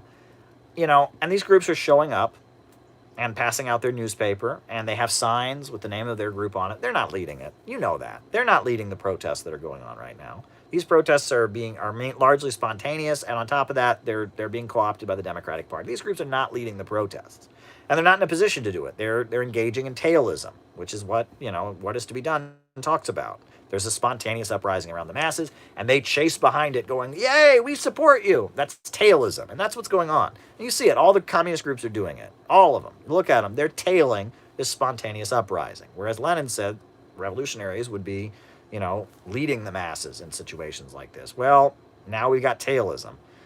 So what is to be done? I recommend what is to be done. And I guess I don't know how this plays into the organizing movements seem dead now question. I mean, I feel like I'm answering it largely, but let me give that question the special attention it deserves.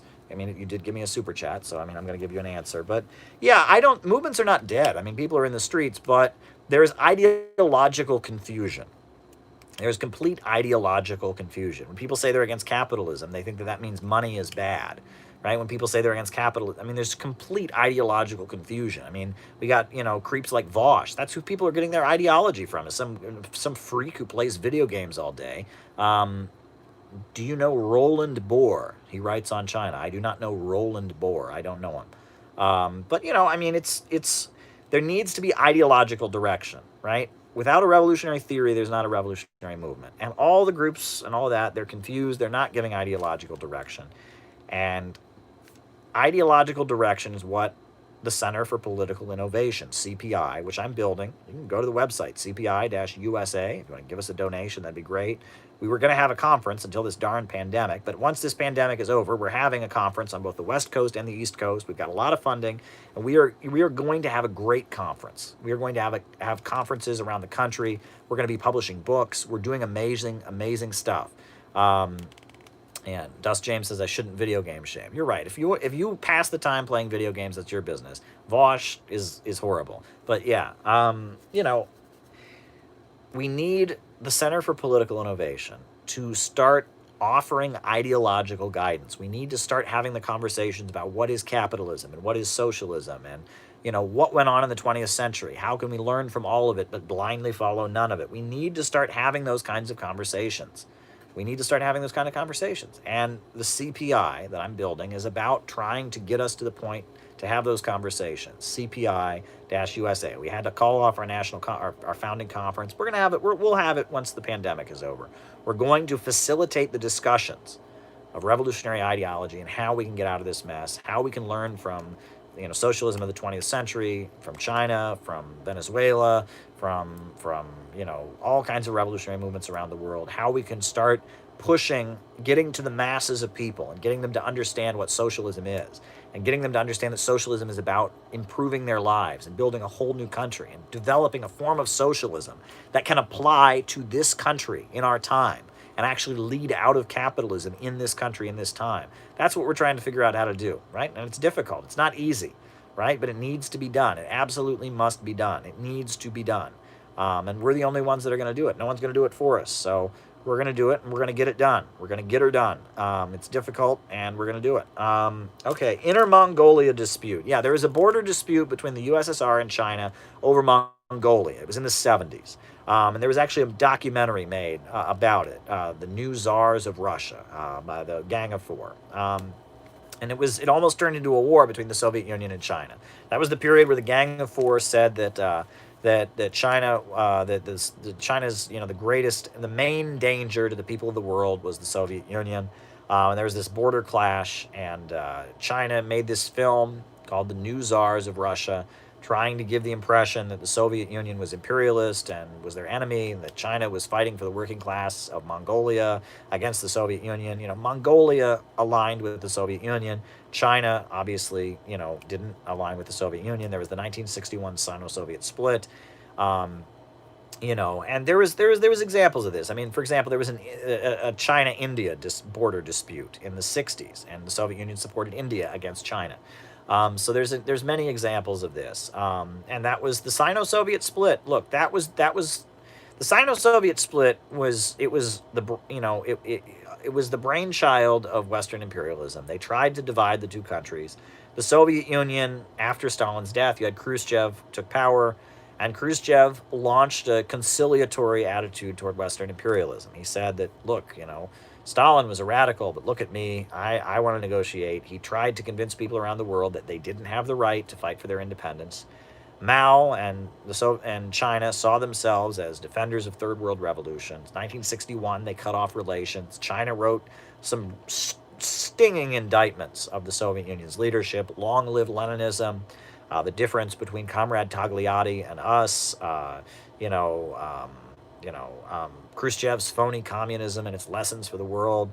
They wrote these stinging polemics against the Soviet Communist Party, saying that they had abandoned the revolutionary principles. Their attitude was that they were more revolutionary. But then, 1969, the Gang of Four takes over, Lin Biao is gone. And with the rise of the Gang of Four, the attitude starts to be the Soviet Union is no longer, it's not like they're revisionists, they're betrayers, they're imperialists, they're social imperialists. They talk about Soviet social imperialism. And Henry Kissinger has the strategy of utilizing China as an ally against the Soviet Union. In Angola, Chinese communists fight alongside the CIA against the MPLA in Angola. China becomes friendly with the Shah of Iran. China becomes friendly with Haile Selassie, the U.S.-backed dictator of Ethiopia. China becomes friendly with Pinochet after he takes power in Chile. And that in the name of fighting these Soviet social imperialists, China basically aligns with U.S. imperialism. And there's a border dispute in Mongolia. There's a very famous border dispute. and it almost turned into a war, and it was diffused or whatever. But I think that's what the question was about that border dispute, that very famous border dispute between Mongolia, Soviet Mongolia, and China in the 70s. And like you can watch, there's this documentary they made, the new czars of Russia, and I mean, it was really sad. I mean, the Gang of Four, people don't seem to realize, the Gang of Four said you can get to communism without vast material abundance, that China could transition to a higher stage in poverty. That's not Marxism. And they basically argued that as long as China's poor, it's fine as long as they're carrying out the correct political line. As long as they're preaching the right political line, it doesn't matter if people are poor. That's not Marxism, right? Marxism is about improving people's living conditions. It's about raising people out of poverty, right? It's about organizing the economy so you can eradicate poverty and care for people and build a more prosperous society. When Marxism becomes about, holding true to the revolutionary line, that's not Marxism, it's not materialism, right? And you see this from a lot of the Maoist groups, right? A lot of the Maoist groups, push this. Like, there's this magical political line, and if you have the magical political line, everything's fine. If you have the wrong magical political line, everything is wrong. There's a book that I point to as a great example of how nuts this stuff is. There's a great economist. Now his name is escaping me. He was a Marxist economist, and he debated Raymond Lotta of the RCP, and I can't remember his name. His name is escaping me. Albert Szymanski. Albert Szymanski and Raymond Lotta, they had a debate, and it's on the internet. You can find the text of the debate. It's public. Albert Szymanski debated Raymond Lotta. And Albert Szymanski is a Maoist, and so is Raymond Lotta. But Albert Szymanski says the Soviet Union is still socialist. And Raymond Lotta takes the line the Soviet Union is social imperialist, not socialist. And they debate over this. Read the text of the debate. Albert Szymanski, he gives real material analysis. He says, look, this is how the USSR's economy functions. This is what socialism is. It fits. He makes an argument. Read Raymond Lotta. He just rambles about ballet and how the ballet in the Soviet Union is not as revolutionary as the ballet in the USSR. He rambles about how Soviet technicians in Cuba have an arrogant attitude when they deal with Cubans. It's like it's completely missing it. That the difference between socialism and capitalism is an economic one. It's not a spiritual one. But Maoists, and they get into this. Could you advise these protests in the United States to come up with some demands? What would be one of them? Okay. All right, writing it down. It gets spiritual, right? It's like if you have the magic political line, everything's fine. If you stray from the magic political line, everything goes away. This is not the correct way of viewing things, okay? I'm just telling you. And that's the Mongolia dispute and all of that fits in with all of this. That when it's magical, and I've said this before. Actually said this before, that I made this analogy, but there's a famous writer named Thomas Carlyle. Thomas Carlyle, not a Marxist, but he's kind of an analyst of history. He wrote a very good book called Heroes and Hero Worship about like great personalities in history. In that book, he talks about idol worship, right? And if you look throughout history, all the great prophets, Jeremiah, Moses, Muhammad, Jesus, they all oppose idol worship. And he's trying to interpret this. What does this mean, right? Because what is idol worship, right? Because, he says, primitive human beings were not stupid. Right? They didn't literally believe that if they got a piece of wood and carved a face into it, that was God and bow before it. Right? They weren't stupid, right? You read about the golden calf and how the Israelites, right? They started worshiping a golden calf. Right? And it's like, were they that dumb that they thought, oh, hey, we'll just make a golden calf, that'll be God. Hey, that's how it worked. No. That when people in ancient times built, what they called fetishes or idols, and they worshiped these things, they were symbols of higher purposes. Right? They represented truths. They built a statue that stood for something. Like, we are going to worship this statue because it stands for something we believe in. That's what idol worship was. That's what fetishism was. It was the worship of statues, graven images, idols, that stood for principles, for higher truths. And then the prophets came along, and Moses, Jeremiah, Muhammad, Jesus, all of them are smashing idols. Why are they doing that? Because they're saying that the idols no longer stand for the principles. They come to destroy routine, that people stop believing in the principles that these idols once stood for, and instead have gotten into the routine of bowing before an object. The principle that these idols once stood for has been forgotten. The prophet is one who comes to the earth to restore passion and restore the truths that the idols once stood for. That's what the prophet does. The prophet is there to smash the idols in order to bring truth to mankind. That's what the prophet is. And Marxism, in our time, has become a land of idols, right? It's become a land of idols. It's become a land of routine. People bow before Lenin, they bow before Rosa Luxemburg, and the principles that Rosa Luxemburg taught, that Lenin taught, that Stalin, that Mao, that Che Guevara stood for have been lost. Marxism has become a land of idols. And what we have to do, you, me, all of us, we have to be prophets of Marxism for the 21st century and smash the idols and fight for the truths that Rosa Luxemburg stood for, that Che Guevara stood for, that Lenin stood for. That's what we have to do. We have to smash the idols in order to bring back the truths that these idols once stood for. That's what we have to do. If we are going to get out of the routinism, of the the dogmatism of the left, we have to smash the idols, right? And that's what needs to be done. And that Marxism has very much become a land of idols. And the belief that the Soviet Union became capitalist when Stalin died, that doesn't make any sense. But it does if you're worshiping an idol. Mao said it. The holy Mao said it. You've got his little holy picture, and this is delusion, right? Marxism has become a land of idols, and we as a generation, as we face a revolutionary crisis in our country, as millions are out in the street, millions are suffering, we have to smash the idols. We have to smash the idols and restore the truths, the higher truths that Marxism extolled. We have to study all of them, but blindly follow none of them. All right. I'm glad you're all here. I'm having a great time. All right. Mutualism. All right. Mutualism is the belief that people help each other non-coercively. They aid each other. They provide each other with things. You help me. I help you. I'm for that. I'm not they call it mutual aid. I mean, there was a lot of that during Occupy Wall Street, right? There was a lot of that. I mean, the idea was, you're going to share what you have, you share what I have, and it's mutually beneficial. I'm for that. I don't think that's the answer. I don't think that's going to get us to, what we need. I think there's a need for political power to be in the hands of the people.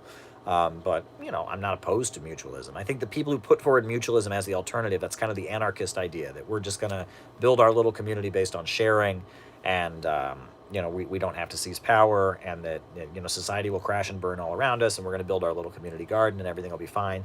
I don't buy that so much. But the mutualism itself, people sharing things, people building worker cooperatives, I think is great. Building community. I want to build community. We need to build socialist community more than ever. So I guess, in essence, I agree with it. I just don't take it as far as saying that's the answer. Okay. All right. USSR, dogmatism, and criticism.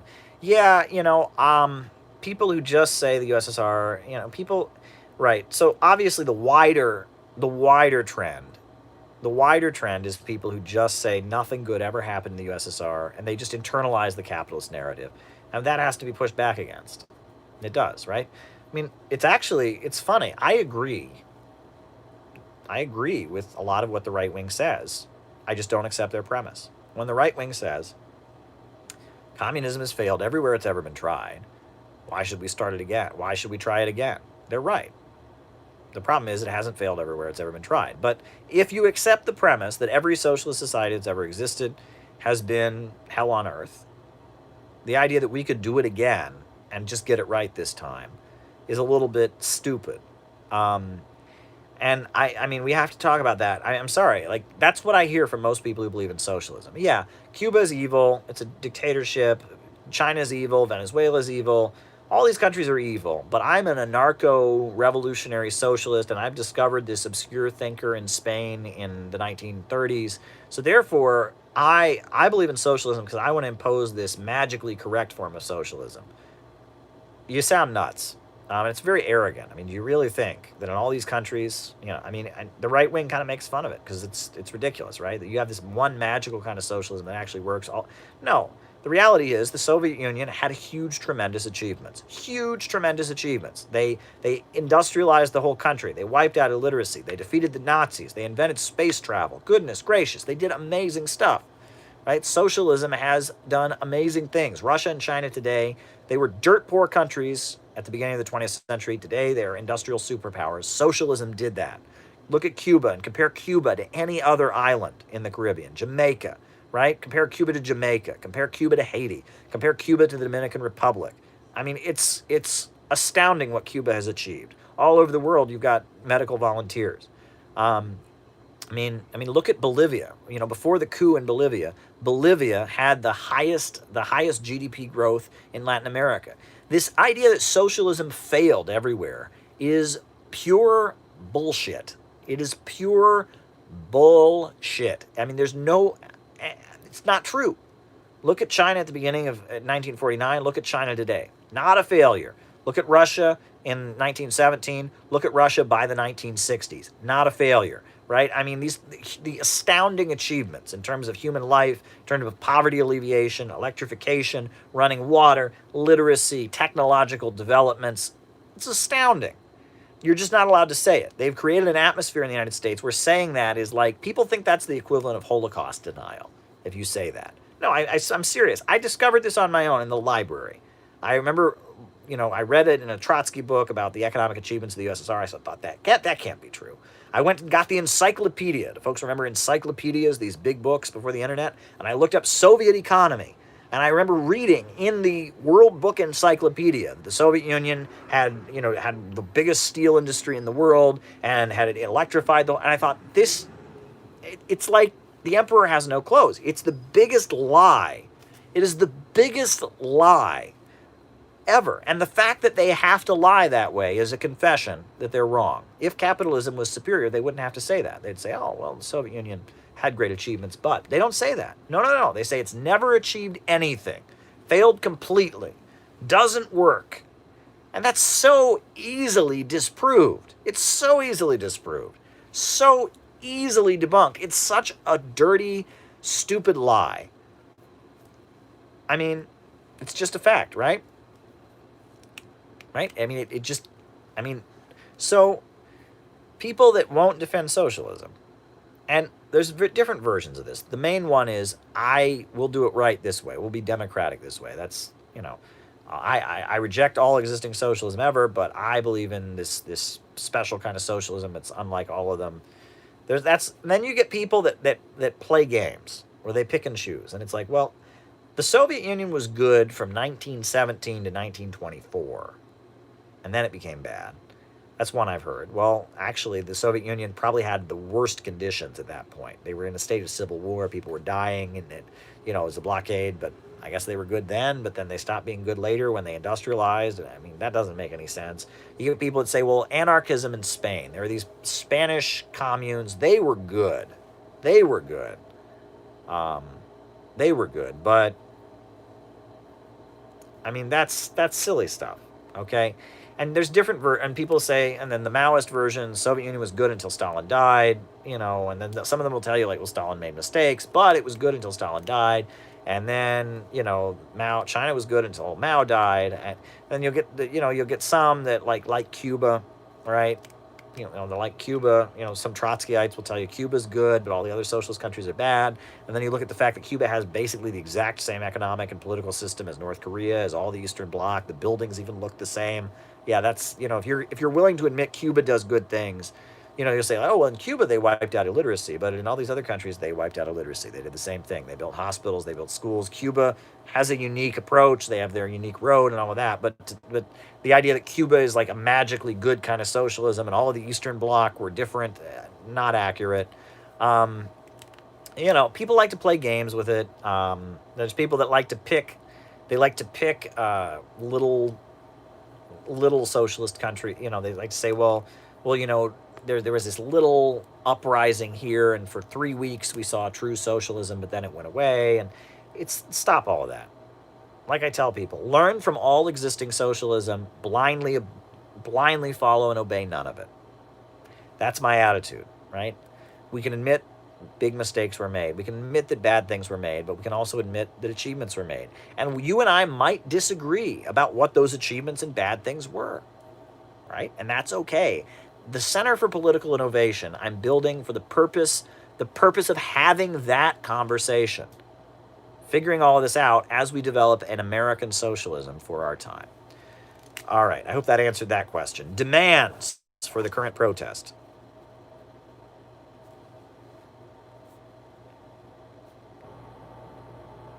Demands for the current protests. What demands do we want for the current protests? What demands? Well, one thing we need is them to release the people that are arrested, right? Release all people arrested during these protests. They need to release all people who were arrested in these demonstrations. That must happen. They must release all the protesters. It must happen. There are protesters. There are people that have been arrested. They've rolled back habeas corpus. They must be released. Furthermore, justice for the protesters who've been killed. A number of protesters have been murdered around the country. Detroit, someone drove up and shot protesters. Omaha, Nebraska, Lexington, Kentucky, other parts of the country, protesters have been killed. Justice for the protesters who've been killed. Another thing, I say prosecute police perjury. When police lie on the stand, prosecute police perjury. Have a special prosecutor who's not involved, doesn't work with the cops to prosecute local cases. Prosecute police perjury. That's a big one, right? If cops lie on the stand, they should go to jail. Cops lie on the stand all the time. They lie on the witness stand. Alan Dershowitz has talked about this. It's widely understood. Police lie on the witness stand all the time in order to help destroy people's lives. And prosecutors work with them, and they sit down with prosecutors. Cops lie. Prosecutors work with cops to lie. We need to stop. We need to stop allowing that. Police perjury must be stopped immediately. I'm sick of it. It's so ridiculously obvious, right? There's so many. Anyone who's been in the courtroom has seen it. Police get up and make shit up and testify and lie. They write false police reports that are completely contradicted by video, and nothing happens to them. It's just like, oh, a day on the job. They lie, and those lies destroy people's lives. Prosecute police perjury. Prosecute police perjury. That's a big demand, right? What else? What else would be a good demand for these protests? Right? The formation of maybe community bodies that could play the role of police, right? More local accountability, right? I think jobs would, be a big demand. I think these protests should demand employment. And right now, more than anything, we need a government jobs program to rebuild the country. If we want to do this, folks, I've told you that there are 4 steps to save America that I propose. I've said this in many videos and many articles. 4 steps to save the country. Right now, the country is crumbling. Economic problems, political problems. 4 steps. You do these 4 things, the country will be saved. Number 1, hire the unemployed. Hire millions of unemployed people to start rebuilding the country, right? And hire them to start building new highways and new high-speed railways, new universities, new water systems, new power plants. Fix the United States infrastructure. Rebuild America by hiring the millions of unemployed people right now to do it. All the people unemployed or stuck in low-wage jobs, hire them to rebuild the country. Give them bright green uniforms. Call them the Army of American Rebirth. Send them out, dispatch them to rebuild the country. Let's have a 5-year economic plan to rebuild America. Step number 1. Step number 2. Public control of natural resources. Oil should belong to the people. Coal should belong to the people. Natural gas should belong to the people. Timber should belong to the people. All the profits to be made from America's coal and America's soil and the earth beneath our feet should go into the public budget. No more should private capitalists be getting rich off our oil and our natural gas and our timber. Public control of natural resources, right? All the money being made from America's oil and America's natural gas and America's coal and America's timber should go into the public budget. Step number 3, banking. Banking needs to be publicly controlled, right? Every major religion, Christianity, Judaism, Islam, forbids the lending of money, right, at interest. Why? Because it leads to a creditor class, a group of people who's richer and wealthier than everyone else, right? When you lend money at interest, you're not making anything. Nothing gets created. It's money made by having money. There's no physical economy taking place. The government should control banking. The Constitution of the United States says that the Federal Reserve shouldn't exist, right? That the government of the United States has the ability to print money, not a private corporation like the Federal Reserve. The printing of money, the lending of money should all be under public control of banking, right? And then if somebody wants to start a business, they should get a loan from the community. The government should control the purse strings, and if they should have to make the case that it's good for the community. The lending of money should be in the hands of the state. No more money lenders, right? No more private lenders, no more lending money at interest, but state monopoly on the lending of money. Fourth step number 4, Roosevelt's National Bill of Rights, his economic Bill of Rights. Make sure everyone has a job, everyone has housing, everyone has education, guarantee the right to education, guarantee the right to health care, guarantee the right to decent employment. Roosevelt's economic Bill of Rights. If we enacted those 4 things, right? If we rebuilt the country with a national public works project, if we nationalized and had public control over oil and natural gas, if we had public control over banking and the lending of money, and then on top of that, if we enacted Roosevelt's Bill of Rights, this would be a socialist country, and it would have a renaissance. This would be a renaissance across the country. The United States would be booming. It would be something like we'd never seen before, and it would completely change the country. That would save the United States. Those 4 steps, those are the 4 steps to socialism in America. If we had a government of action that fought for working families, that's what they would do. They would do those 4 steps, and this country would be rescued, right? That's what we need more than ever. We need a government of action to fight for working families, and those 4 things would save the United States from capitalism and from greed. And at that point, the state would be planning out production. It would be socialism, not capitalism. If the state controlled banking, if the state controlled the natural resources, if the public was mobilized in great construction projects with 5-year plans, if everyone was insured housing and education and healthcare, that's socialism. Those 4 steps equal socialism in the United States. And you don't even need Marx for them, right? I mean, they're all rooted in the American Constitution, in Rooseveltism. I mean, you could have 4 steps towards socialism. Those are 4 steps toward American socialism. So those are the demands that are absolutely necessary. So I hope to popularize that. Okay. Sources on anti-Soviet stuff. Well, there's a lot of really good books to read. A lot of really, really good books out there. I'm trying to think. Anna Louise Strong is one of my favorite writers. She lived in the Soviet Union for many years. She wrote, the Stalin era, about what life was like in the USSR. She wrote Soviets Conquer Wheat, about the collectivization of agriculture. She wrote, I Change Worlds, her memoir of how she moved to the Soviet Union. Anna Louise Strong is a beautiful, amazing writer. I would also recommend, when it comes to the Soviet Union and stuff, there's a lot of really good writers who were there and witnessed things. There's a lot of great stuff. I'm trying to think. It's all coming to me. Albert Szymanski is a great writer, right? I mentioned him earlier. He's an economist. He wrote a great book called Human Rights in the Soviet Union, which is a very, very good book by Albert Szymanski. I really recommend Human Rights in the USSR by Albert Szymanski. That's a great book. There's a lot of really good writing out there on the USSR and socialism in the USSR and what they accomplished. There's a lot of really good stuff out there. I'm trying to think what else would be good. There's a lot that's written. Oh boy, what else? Edgar Snow wrote a very good book called People on Our Side about the Soviet Union and their role in defeating the Nazis during World War II. Corliss Lamont, right, who was a very famous writer. Ned Lamont, the big Democrat from New Hampshire, is actually his relative. Corliss Lamont wrote great books about the USSR. Who else wrote great books about the U.S.? There's all kinds of people that were pro-Soviet. W.E.B. Du Bois. Read his autobiography and the way he speaks about the Soviet Union. Michael Parenti is a great writer. His lectures are amazing. Thank you, Joe the Red, for that. Michael Parenti is great. His Black Shirts and Reds is a very good book. His lectures on the Soviet Union are very, very good.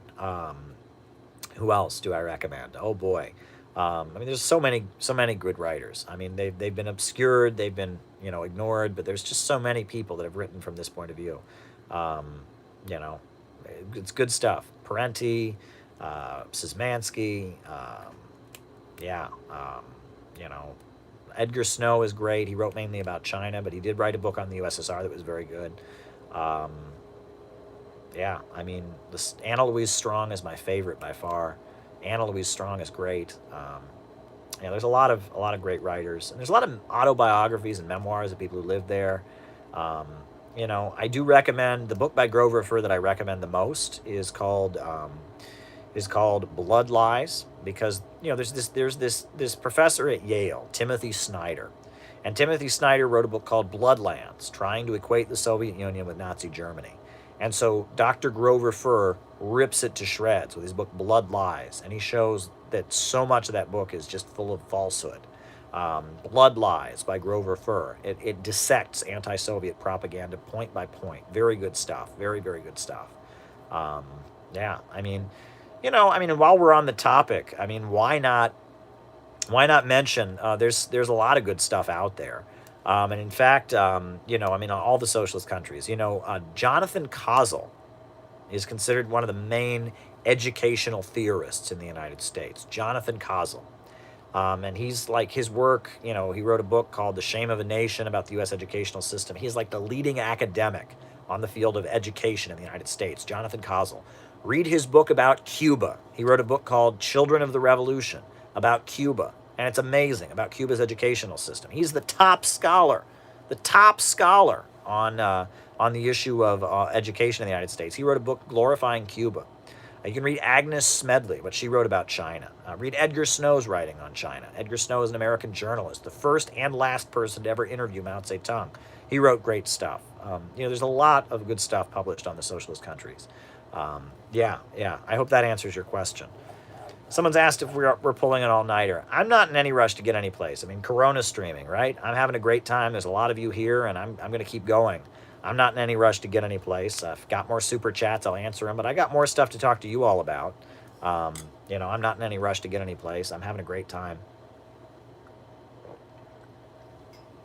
Right? I'm already at home. I haven't gone any place, and I don't know what my schedule is tomorrow. I'll find out what my assignment is, but I'm stuck. I'm working from home. So I'm doing great. You're doing great. We're all here. Be sure to tweet this out if you haven't done it already. Be sure to hit the like button. Be sure to hit the subscribe button if you haven't done that already. We want to make this a bigger conversation. We did our roll call earlier. That was fun. But yeah, let's do this. Let's build these conversations, build this channel. We're a community. I'm having a great time. So since I don't see any more super chats with questions coming in, I figured the next thing I'll do is I'll read to you from this book, Labor's Untold Story. Do people know this book, Labor's Untold Story? It's a very, very good book. Labor's Untold Story. Very good book. Very important book. And this is a book about the working class movement in the United States. It's the most exciting history of the working class in the United States. I recommend it. And I'm going to read you a section from this book, Labor's Untold Story, that I think is very important. All right, it's called The Rise and Fall of Mr. Grossip, or The Fall and Rise of Mr. Grossip. The Depression was like some natural physical catastrophe, a flood, tornado, or hurricane bringing monumental hardship in its wake. It was understood as little by the average man as if there had been some arbitrary disaster of nature. But unlike a hurricane, it did not blow itself out. It continued year after year, 1929, 1930, 1931, 1932, 1933, getting worse and worse, stronger and stronger, stripping millions of jobs and shelter, forcing millions to the homeless roads, spreading to Latin America and Europe, enveloping nations. There were some 50 million unemployed in all parts of the world. But the Red Cross did not come after the Depression struck. There was no rallying of forces or coming together to care for the sick and hungry, although their numbers increased daily and were far greater than those injured or made homeless by a tornado or by an earthquake. At first, each man was alone, often sitting silently in his home, hiding his unemployment and growing poverty as if it were a shameful disease. Unlike a hurricane, the ravages of the Depression could not be seen clearly in a well-defined path of destruction. Instead, it was everywhere, and for a long time, things looked almost as usual. But behind the cold, expressionless fronts of tenements, houses, and apartments, inside the concealed from the public gaze, men and women struggled alone at first, viewing their plight as personal, private disasters. Such was the position of Peter Grossip, a tall, slim man of 55, with a white, cliff-like face and a habit of comfortable silence.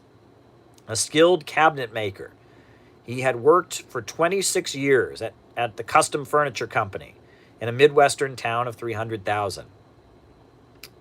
He liked his house, on which he owed $1,800 on his first mortgage, and he liked his wife and his 2 children. Mary, 17, attended Sacred Heart Academy, and George, 19, was about to complete his first year at the State University.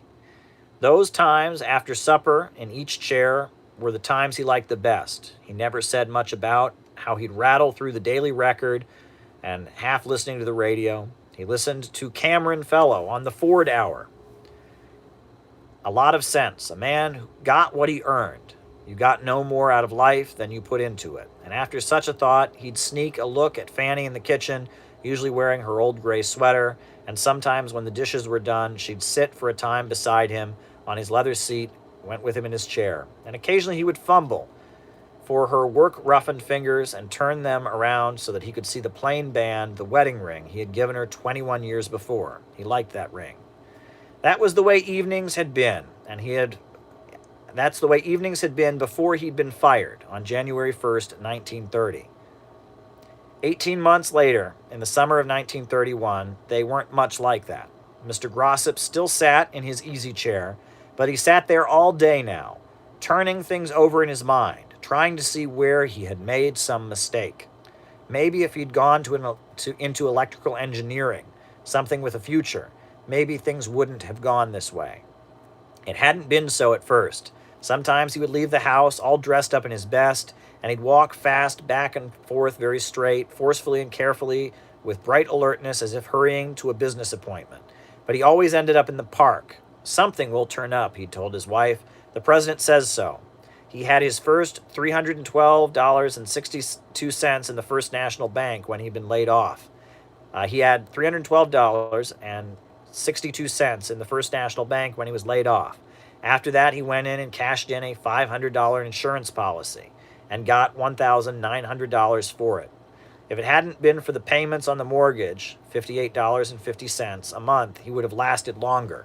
But he hated the part in which he hated to part with his watch and was still groping for it. It gave him an empty feeling, just like his vacant pocket when he had his hand reached into for it. He'd only received $15 for his watch, and Fanny had received even less for her wedding ring. Trying to make a fool out of me, he asked, pawning your own wedding ring. I suppose you wish you'd married somebody else.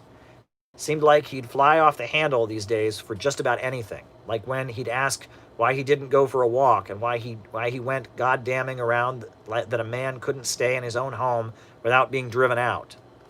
Maybe if he had gone into radio, things wouldn't have come out this way. Mr. Grossip sometimes thought, as he sat in his chair and stared at the opposite wall, he thought he could hear his wife stirring in the kitchen, making small rustling noises of a mouse, as if she were afraid any longer that a noise might irritate him. The house was very still now. The 2 children were gone.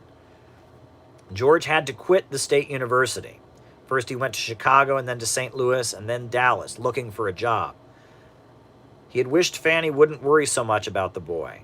He wished the last time that he heard, he was in San Diego, bumming around his way through Dallas. He missed his daughter, Mary. She had married. Mr. Grossip didn't like Mary's husband. Sometimes he feared that she'd gotten out of the house just to make things easier on him. No money, and the man of the house just sitting there for nothing. For the last 6 months, notices had been coming from the bank about a lapsed mortgage.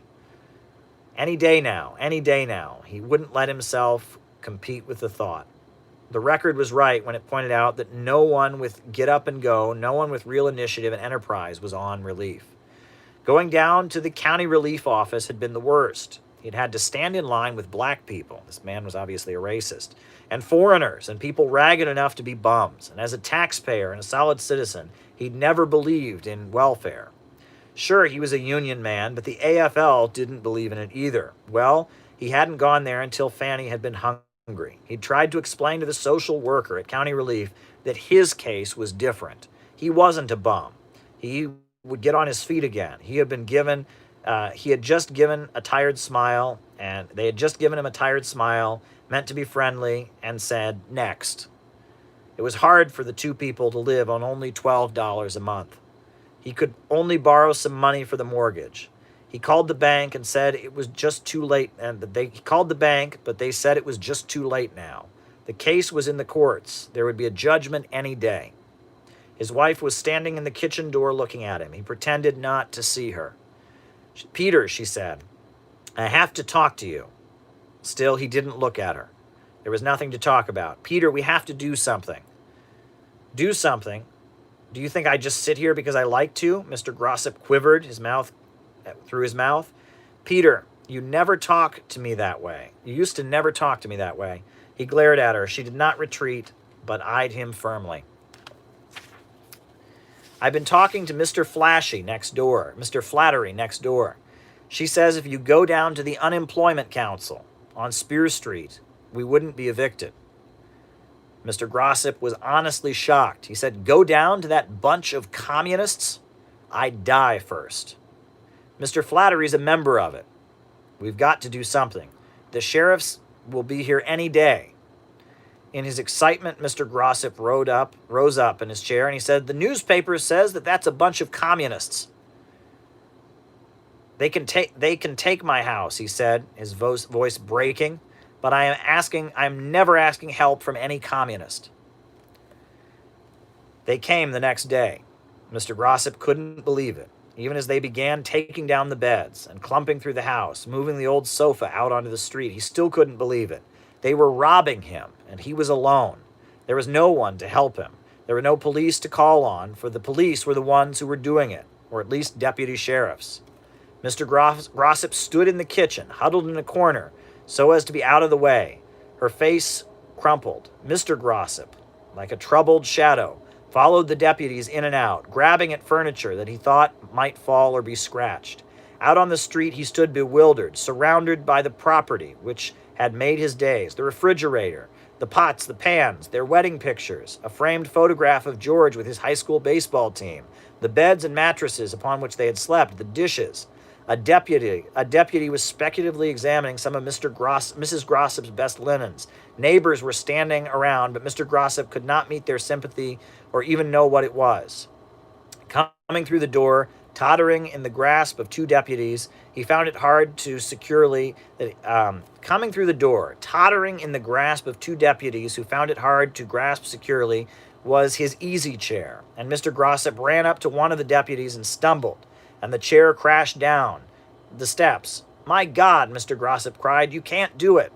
He was conscious of Mr. Flattery plucking at his sleeve and trying to speak to him, but his outrage was so intense that he did not answer him. The deputies were standing on the porch now, looking at a group of men and women who had suddenly appeared. A tall black man, apparently in charge, stood next to Mr. Flattery. Good God, Mr. Grossip cried, trying right in his chair to restore the leather cushion. You can't treat a man's property this way. He looked around, his face twitching. Mr. Flattery pulled up at him and said, we're from the Unemployment Council. We want to help. Well, my God, shrieked Mr. Grossip, if you want to help, do something then. Then the tall black man looked briefly at the 5 deputies on the porch and at his 30 unemployed. Move it back, he said. and in an instant, before Mr. Grossip's eyes, all of his prized possessions, his easy chair, his big refrigerator, his bedposts, the pictures, everything was streaming back into his home. The neighbors began grabbing pots and pans and mattresses, and stumbling a little, and laughing wildly, and calling out in excited tones, clumping up onto the porch and into the house. There was a scuffle once on the porch with the deputies, but more and more neighbors were helping, and they just pressed in. Mr. Grossip never knew how it all happened. It was all a blur. He had his home again. He had his strength. He had his friends. He had his chair in its place. He seemed suddenly to have grown younger.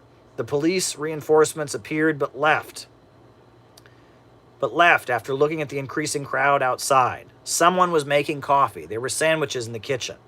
It was like a party. Everyone shouted and was laughing, and Mr. Grossip shook hands with at least 24 of his neighbors that he'd never met before. The black man was a leader of the unemployed, Hugh Henderson, with a sandwich in his hand, and he was making a speech on the front porch. Mr. Grossip somehow found himself making a speech too. After a life of hard work, he said, taking a man's home, it isn't right. They put my chair, everything out on the street. I worked hard all my life. This isn't right. There were cheers from the crowd.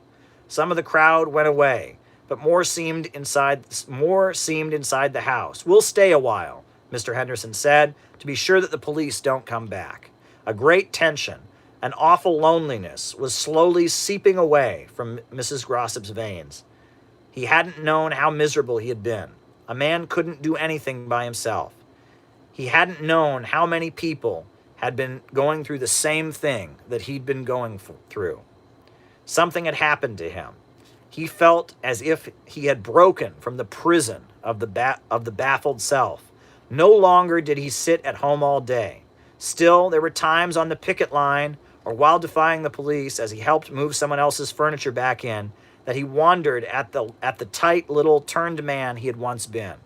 And it hadn't been much fun. He was growing under the impact of adversity, and most of America was growing similarly.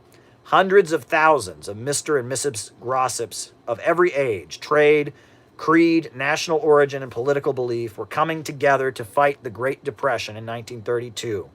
As they changed, the country changed. They astonished themselves not only by their courage and their militance, but by the swiftness with which they learned, throwing aside old beliefs and habits which had brought them nothing but disaster. There were times that a man learned in an hour about what makes the world go, that he had learned more in an hour about what makes the world go than he learned in a previous lifetime. The slow boil was beginning that reached its climax with the rise of the CIO. The country was punctuated by picket lines, hunger marches, meetings demanding unemployment insurance and adequate relief. The unemployed had left their tenants and kitchens, the four walls in which they had hidden. They thought that they were in their The unemployed had left their tenants and kitchens, the four walls in which they had hidden what they thought was their private shame. And their slogan now was, "Don't starve, fight." Everyone was learning, and experience was the teacher. In struggles against evictions and foreclosures, for food and shelter, the social power of the people united, a power difficult to come by but absolutely irresistible, was achieved, was being slowly perceived. The great lesson might be learned by a simple occurrence as a man pleading for more relief, separately and alone, and being refused, and then winning the increase a week later when he returned with 5,000 members of the Unemployed Council. There were Mr. Grossips who were Iowa farmers, crowding around an auctioneer, selling a foreclosed home, law-abiding conservative men who now grimly menaced a loan, who bid more than a penny for a foreclosed farm, pushing about a banker or a real estate man to buy the farm. There were Mr. Grossips who were World War I veterans, planning their march on Washington to demand the adjusted service pay due to them. Police assaulting hunger marches. 15 people were killed in such demonstrations in 1932. The weapon of the jobless, the organization with which they fought and defended themselves, was the National Unemployment Council. It was organized on July 4th, 1930. For the first time in history, there was no scabbing during the Depression.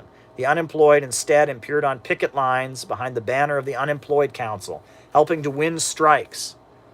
Yeah, this is amazing stuff. Labor's Untold Story. And it talks about how times like the times we're in now, with mass unemployment, with economic suffering, they transform people. People are changed by these moments. I got to tell you, in 2008, the summer of 2008, I was in Detroit and I saw things like this happen. I saw people that were evicted from their homes break the locks and go back into their homes. I saw it happen. There was a woman named Ruby Curl Pinkins in Detroit who was evicted from her home. They were going to take her home away, and we organized thousands of people to come protest at her home and stop the eviction. And the Bank of America surrendered in the face of protest. I mean, this is beautiful stuff, right? This is the history of class struggle in America. Read Labor's Untold Story. I really recommend it. It's a beautiful book. Beautiful book. It's one of the best books ever. But yeah, what else is new, folks? What else is new? How are folks doing? What else is new? Someone's asking me my favorite Red Army Choir song. I don't know. I mean, I like, there's one called like The Warszawian, right? That's a good one. I think there's one called, there's the Song of the Volga Boatman. That's pretty good. Yeah. Yeah, I mean, this is powerful stuff. People transformed by struggle. I recommend people read it. But what else is on people's minds, folks? We're going for a while here tonight, but I don't mind. I don't mind. We'll keep going. We'll talk about whatever people want to talk about. Again, I'm not rushing to get any place. Iran. Let's talk about Iran. Let's talk about Iran. Ahmadinejad is going to run for president. I don't know if people saw that. Ahmadinejad, the Iranian president, is going to run again. And you know what? He's probably going to win. You know why? You know why he's going to win? He's going to win for the simple reason. That that the United States negotiated with Iran, and Rouhani, the reformist candidate, based his entire campaign on hopes for the negotiation. Rouhani said that Ahmadinejad was an extremist, he was a radical, and the sanctions were being imposed on Iran because of it. And Ahmadinejad is going to fix things. Ahmadinejad and Rouhani, he was going to negotiate with the United States, nuclear negotiation. And Comrade Dan says Ahmadinejad was the best Iranian president. Well, I mean, he was far more anti-imperialist than Rouhani is, right? Rouhani was the conciliatory. He was the negotiator. And they negotiated. They did the P5+1 negotiations, the Iran nuclear deal, and then Trump ripped it up. And then Trump killed Qasem Soleimani. And Iran was stabbed in the back. The United States did a deal with them and was stabbed in the back. And so it's very likely that the hardliners will get back into office. Rouhani is likely to be ousted and replaced by Ahmadinejad, because Ahmadinejad is seen as consistently anti-imperialist. He gave speeches against capitalism at the United Nations. Ahmadinejad very much, he was a critic of the Iran nuclear deal, and the Rouhani administration, the reformist movement that believed in more free market policies, was based on this belief that free markets would, that moving in a more free market direction in Iran would fix things, and the United States negotiating a deal with the United States would fix Iran's economic problems. And it hasn't happened. So it looks like Ahmadinejad may be the new president of Iran. And that's the thing. That's what these folks don't get, is that the Obama administration was helping the moderates in Iran with the nuclear deal, right? It was pushing forward the more pro-U.S. elements. Whereas now Trump, by ripping up the Iran nuclear deal, is helping the more anti-imperialist, anti-capitalist, and revolutionary elements in Iran. So it's all very, very complicated. It looks like Ahmadinejad may be back in office pretty soon. And that's due to Trump ripping up the Iran nuclear deal. Rouhani was a reformist, was trying to water down the revolutionary ideology of Iran. Ahmadinejad, on the other hand, is a hardliner. That's the situation. Trump did this by ripping up the nuclear deal. Iran was stabbed in the back. Iran shut down its nuclear energy program, its peaceful nuclear energy program, and it was completely stabbed in the back by the United States. The United States, they gave huge concessions to the United States. And the United States went back on the deal, ripped up the Iranian nuclear deal. And so as a result, the United States and Iran are not going to negotiate. That's just a fact. So, yeah. Yeah. So what else is on people's minds tonight? I got a couple other things I can talk about. What else is new? What else is new, folks? It's a long night tonight, but I'm having a great time. What's on your mind? I met Adam Jensen keeps asking about Terry Mason. I met him. I met him in Iran at a conference. I read some of his stuff. He's really into like 9/11 truth and stuff. He's a French intellectual. I don't know him that well, but yeah, I mean, Libya. Shanique was asking about Libya. Libya is torn apart by civil war. Yeah, 24-hour childcare for working families. Absolutely. Right? In a socialist society, childcare would be provided. In fact, many people say Lenin invented daycare. Have you ever heard this before? I mean, I don't think it's exactly true, right? But many people will claim that Lenin invented daycare. I've heard that before, that claim made. And it's true that in the Soviet Union, they had childcare, right? Because that was one of the advances. It used to be under the Tsarist system, women stayed at home, taking care of the kids, fathers worked. Well, in the Soviet Union, women worked in factories alongside men. So, you know, you did have that. Yeah. What else is new? I mean, Bolsonaro. I mean, he's ruining Brazil. I mean, look at this. I mean, it's unbelievable, right? Bolsonaro. Have you seen that PragerU video? Have you seen that PragerU video where they say socialism destroyed Brazil? Look at Bolsonaro. Bolsonaro destroyed Brazil, right? Everyone admits the best time in recent Brazilian history was under the leadership of Lula da Silva.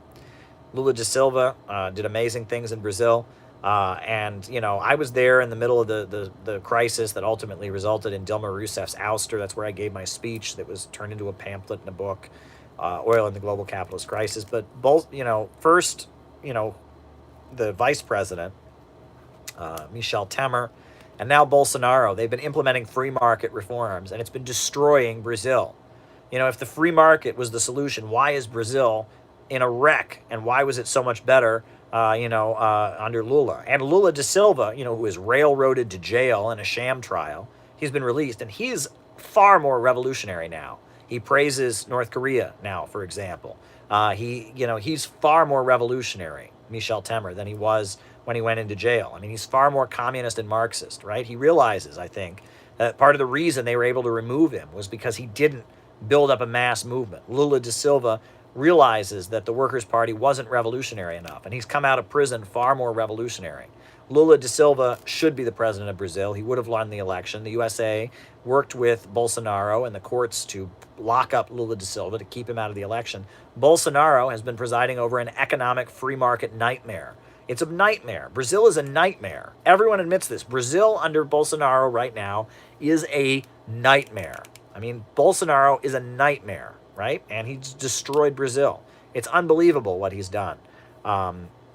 So we're seeing the fact that free markets don't lead to it. And there's that stupid PragerU video. There's, the problem is socialism in Brazil. No, it's not. It's clearly not. The problem is capitalism. But listen, folks, it's getting late. My voice is getting tired. So unless there's anything else people want to talk about, anything else, right? Unless there is anything else you want to talk about, anything at all. Unless there's anything else, I'm going to call it a night. Dust has got work in the morning, and my voice is getting tired. I'm having a great time. You guys are great. You guys are awesome. You're like my family. I'm having a great time with you all. We're talking. This is political. I deeply love and care about all of you. I'm having a great time. I'm thinking about, Detroit and fighting against home foreclosures back in 2008. That was a very rewarding experience. I'm thinking about, a government of action to fight for working families. Joe the Red says he has a question. What's the question, Joe the Red? What's the question? What's the question, folks? I couldn't make a super chat. It glitched when I sent it. Well, what's the question, Joe? I'll answer your question. Things are going by. All right? What's going by? Glad we have moderators in the chat to take care of the trolls, because trolls are no fun. They ruin everything. I'm not a fan of the trolls. But we got Joe, we got Dust, we got other people they're taking care of business, getting rid of the trolls. Don't feed the trolls and get rid of them, right? We got moderators. All right, folks. All right, so I think I think it's getting late. I think I'm going to call it a night here. At this point, I'm just going to end by saying, same way I always end things. Someone wants me to come to Australia. I would love to come to Australia. How many Australians are watching right now? I mean, I'm big in Australia. It's great. I mean, and it's great. I did a conference call with Helen and David, and it was amazing. And hey, Australia is great. I mean, there seem to be a lot of real great socialists out in Australia, so I'm glad. Herb Bryant, thank you for the super chat, Herb. I really appreciate it. Glad you can be part of it. So I guess we'll conclude tonight's broadcast by saying, a new upsurge in the struggle against U.S. imperialism is now emerging throughout the world. Ever since World War II, U.S. imperialism and its followers have been continuously launching wars of aggression, but the people of various countries have been continuously waging revolutionary wars to defeat their aggression. And while the danger of a new world war still exists, and the people of all countries must get prepared, revolution is the main trend in the world today. While the danger of a new world war still exists, and the people of all countries must get prepared, revolution is the main trend in the world today. We need a government of action to fight for working families. We need a government of action to fight for working families. I'm out, folks. Catch me next time. If I didn't get to your question, catch me next time, right? I'm doing these lives a lot more now, so catch me next time. I'll answer your question if I didn't get it. All my best wishes. Thank you, folks.